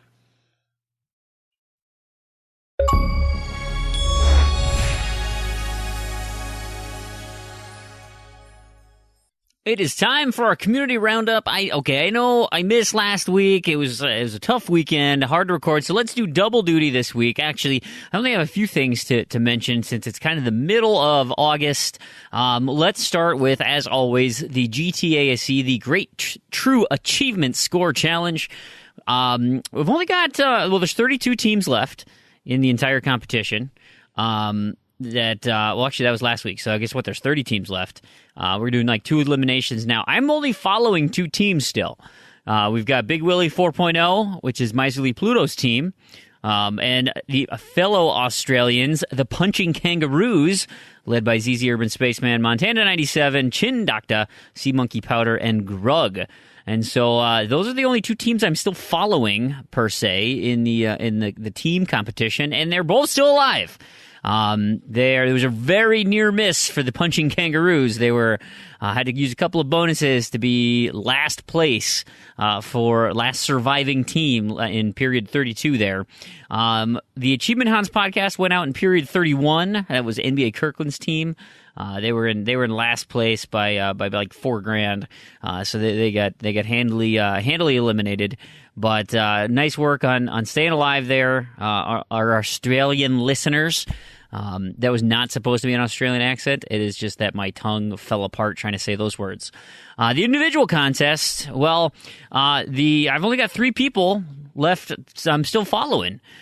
We have Oriole 2682, Redemption Denied, and Tatey, who in period 31 ended up with 7th place overall, and in period 32, 6th place overall. So Tatey is just crushing it on the individual side right now, putting up some huge points. In period 31, we lost Montana 97. He was 3 spots below elimination, only 300 TA short, which is a huge bummer. That was real close. So keep it up. Man, this contest is really coming down to the wire. We are almost done. I'd like to say we're almost done with the other TA contest, the Leapfrog. Of course, it began on August 31st. And we are now to the point, so as of recording today, this is Monday, we are looking at 3 achievements and needing a 5.0 ratio. That's a doozy. And so, of course, then it'll go to 5.2, 5.4. It'll continue to go until week 4, where you need 4 achievements of all those increasing ratios. Holy cats. Well, we still have about 15% of the population still in this contest, which is intense. That is a lot higher than I would have envisioned. It's pretty remarkable. I myself bowed out on Friday, August 11th. We were recording that night, and I just could not get it that night. I was in the top 1/3, which I'm pretty happy with. 580 were out when I finished. So, I'm pretty happy with that. I still have 10 friends that I'm following in the competition. So, we'll once we get closer down to the bottom of those, we'll see what happens, and we'll start making some announcements. But great job on everyone who's still involved. That is a ridiculous feat. Even the guys who just went out as of recent. I mean, 2-3 achievements at 4.8, 4.7, or 4.6. I mean, that's pretty nuts, guys. As far as the Z to Z community challenges, we did the random to-do list draw for July. I promised I'd get you some results, and we had 79 gamers unlock 431 achievements, which is fantastic. And of course, I want to mention Mr. Big L, who got all 25 last month. Nice work. So that is awesome. And then, but he's not the winner, unfortunately. Sorry, Big L. The winner of the random draw for the month of August, the month of July, RadTech2448. He unlocked 9 achievements last month, in the month of July, and had a 2% chance of winning. And his luck paid off, so he gets a prize. As far as our community challenge, the July community challenge was the anti-bean dive for completing games, and goodness gracious, you guys, you really put together some big numbers in July. I was very impressed. We had 34 people have at least one completion in the month, but there were 586 entries. So an entry was a completion was worth 1, and starting and completing in the month of July was worth essentially 5. So do the math there. I mean, that's a big number. We had, as far as the winner, though, this individual had 58 entries, which was 10% chance of winning. He had 10 starts and completes, plus 8 additional completions that he polished off. Our winner is Salzbar. Nice job out there. So he gets the prize for the July anti-bean dive. August still going on, of course. It's the zombie month. So don't forget to post as the month wraps up here. And then next week I'll tell you about what September has to hold. And of course we also have the Gamer Tag Challenge. In July, we had the double dip of Angel SK and McLovin Legend 1. So there was a lot of entries to be had, and 37 people took place, of which that amounted to 560 entries. And, well, the winner was me. Yeah, I pulled my own name. It was awesome. So I thought, well, that's stupid. So let's redraw. And so with the redraw, it was Matty H. So nice work, Matty H. You take home the prize for this month.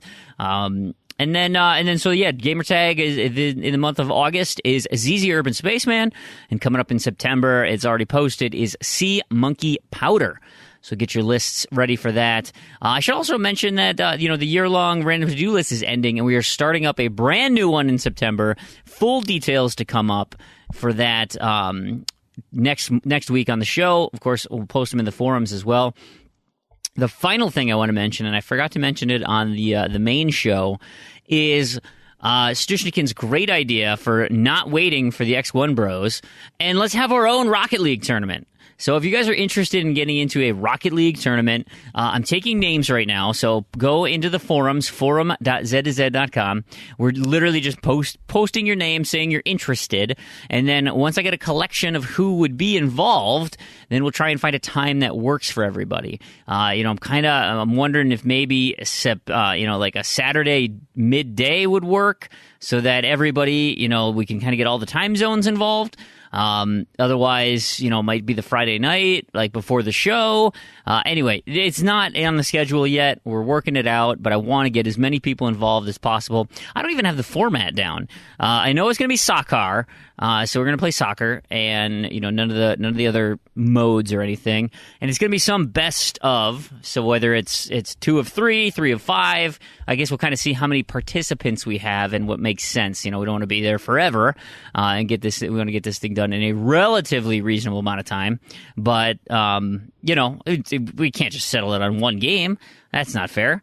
So we'll kind of do a best of little series action, whether it's 2s or 3s. Again, we'll see how many people sign up. So if you have some friends, you know some people who like Rocket League, want to participate, they're more than welcome to be involved. Let's also. You're not guaranteed to be on a team with your friend. I am going to have it as a random draw. So the teams will be randomized. So, kind of luck of the draw thing. I don't want any, heavy-hitting teams. Now, if it happens, so be it. But, we don't want people to come in, because I know if Axlin gets in, he's had some tournament experience already. So I'm a little nervous about the him. So we'll see. I'm just joking. We'll see. So yeah, head over to the forums, take a look, check that thing out. And then, of course, our forums and Discord chat. So if you head over to our Discord chat, discord.me/Freamhole, that is my personal Discord. There are tons and tons of boosting groups out there, like LFGs. So if you're looking for something individual, maybe something off your random to-do list, need some help, I've seen a lot of chatter on there. Now that the month is getting close to the end, people are interested in, cleaning up some lists. Of course, needing some help in Killer Instinct for all the high ratios. There's a lot of that going on. And then there's also game-specific ones. So we are in the just home stretch here. 10 days left to finish Titanfall. And so it is very important that we get as many matchups as we can, trying to boost those MVPs, getting those, those pilot kills, things like that to get past Gen 9. We're on the home stretch here with this crew. But there's also other games. We're doing Halo Reach boosting right now. There's at least one more week of that, maybe 2. And then I think we'll probably end up moving into 4, I'm guessing. Or Master Chief or 5, who knows? I think Peru is on his mission to do all of them. So if you're interested in any of the Halo boosting, there's that. In September, we're also going to be doing Plants vs. Zombies. I think we're ultimately going to end up splitting into 2 groups. We'll have one team working on the 360 version and the other team working on the Xbox One version. So either one, pick your poison. And then after that, if there's enough interest, we may just move right into Plants vs. Zombies 2. Or we might be, PVZ'd out and want to pick something else. So who knows? But those are some of our large boosting groups that are out there. But that's not it, right? I mean, if you want to find someone to play Left 4 Dead, if you're looking for people to play Crackdown for whatever reason, that's got multiplayer still, right? I don't know. It's been delayed. Anyway, there's lots of games out there that, you can find groups for. And if we don't have a chat for it, just ask. If it makes sense, I'll post one. Other than that, I think that's about it for hot news, hot topics that need to be covered. I hope you've enjoyed listening to the show. I hope you enjoyed the contest. And don't forget to get posting in the forums. Let us know what you qualified for in the month of August. And look for your lists and all the new fun stuff that's happening in September. So I want to thank everyone for listening, and we'll catch you next week. See ya.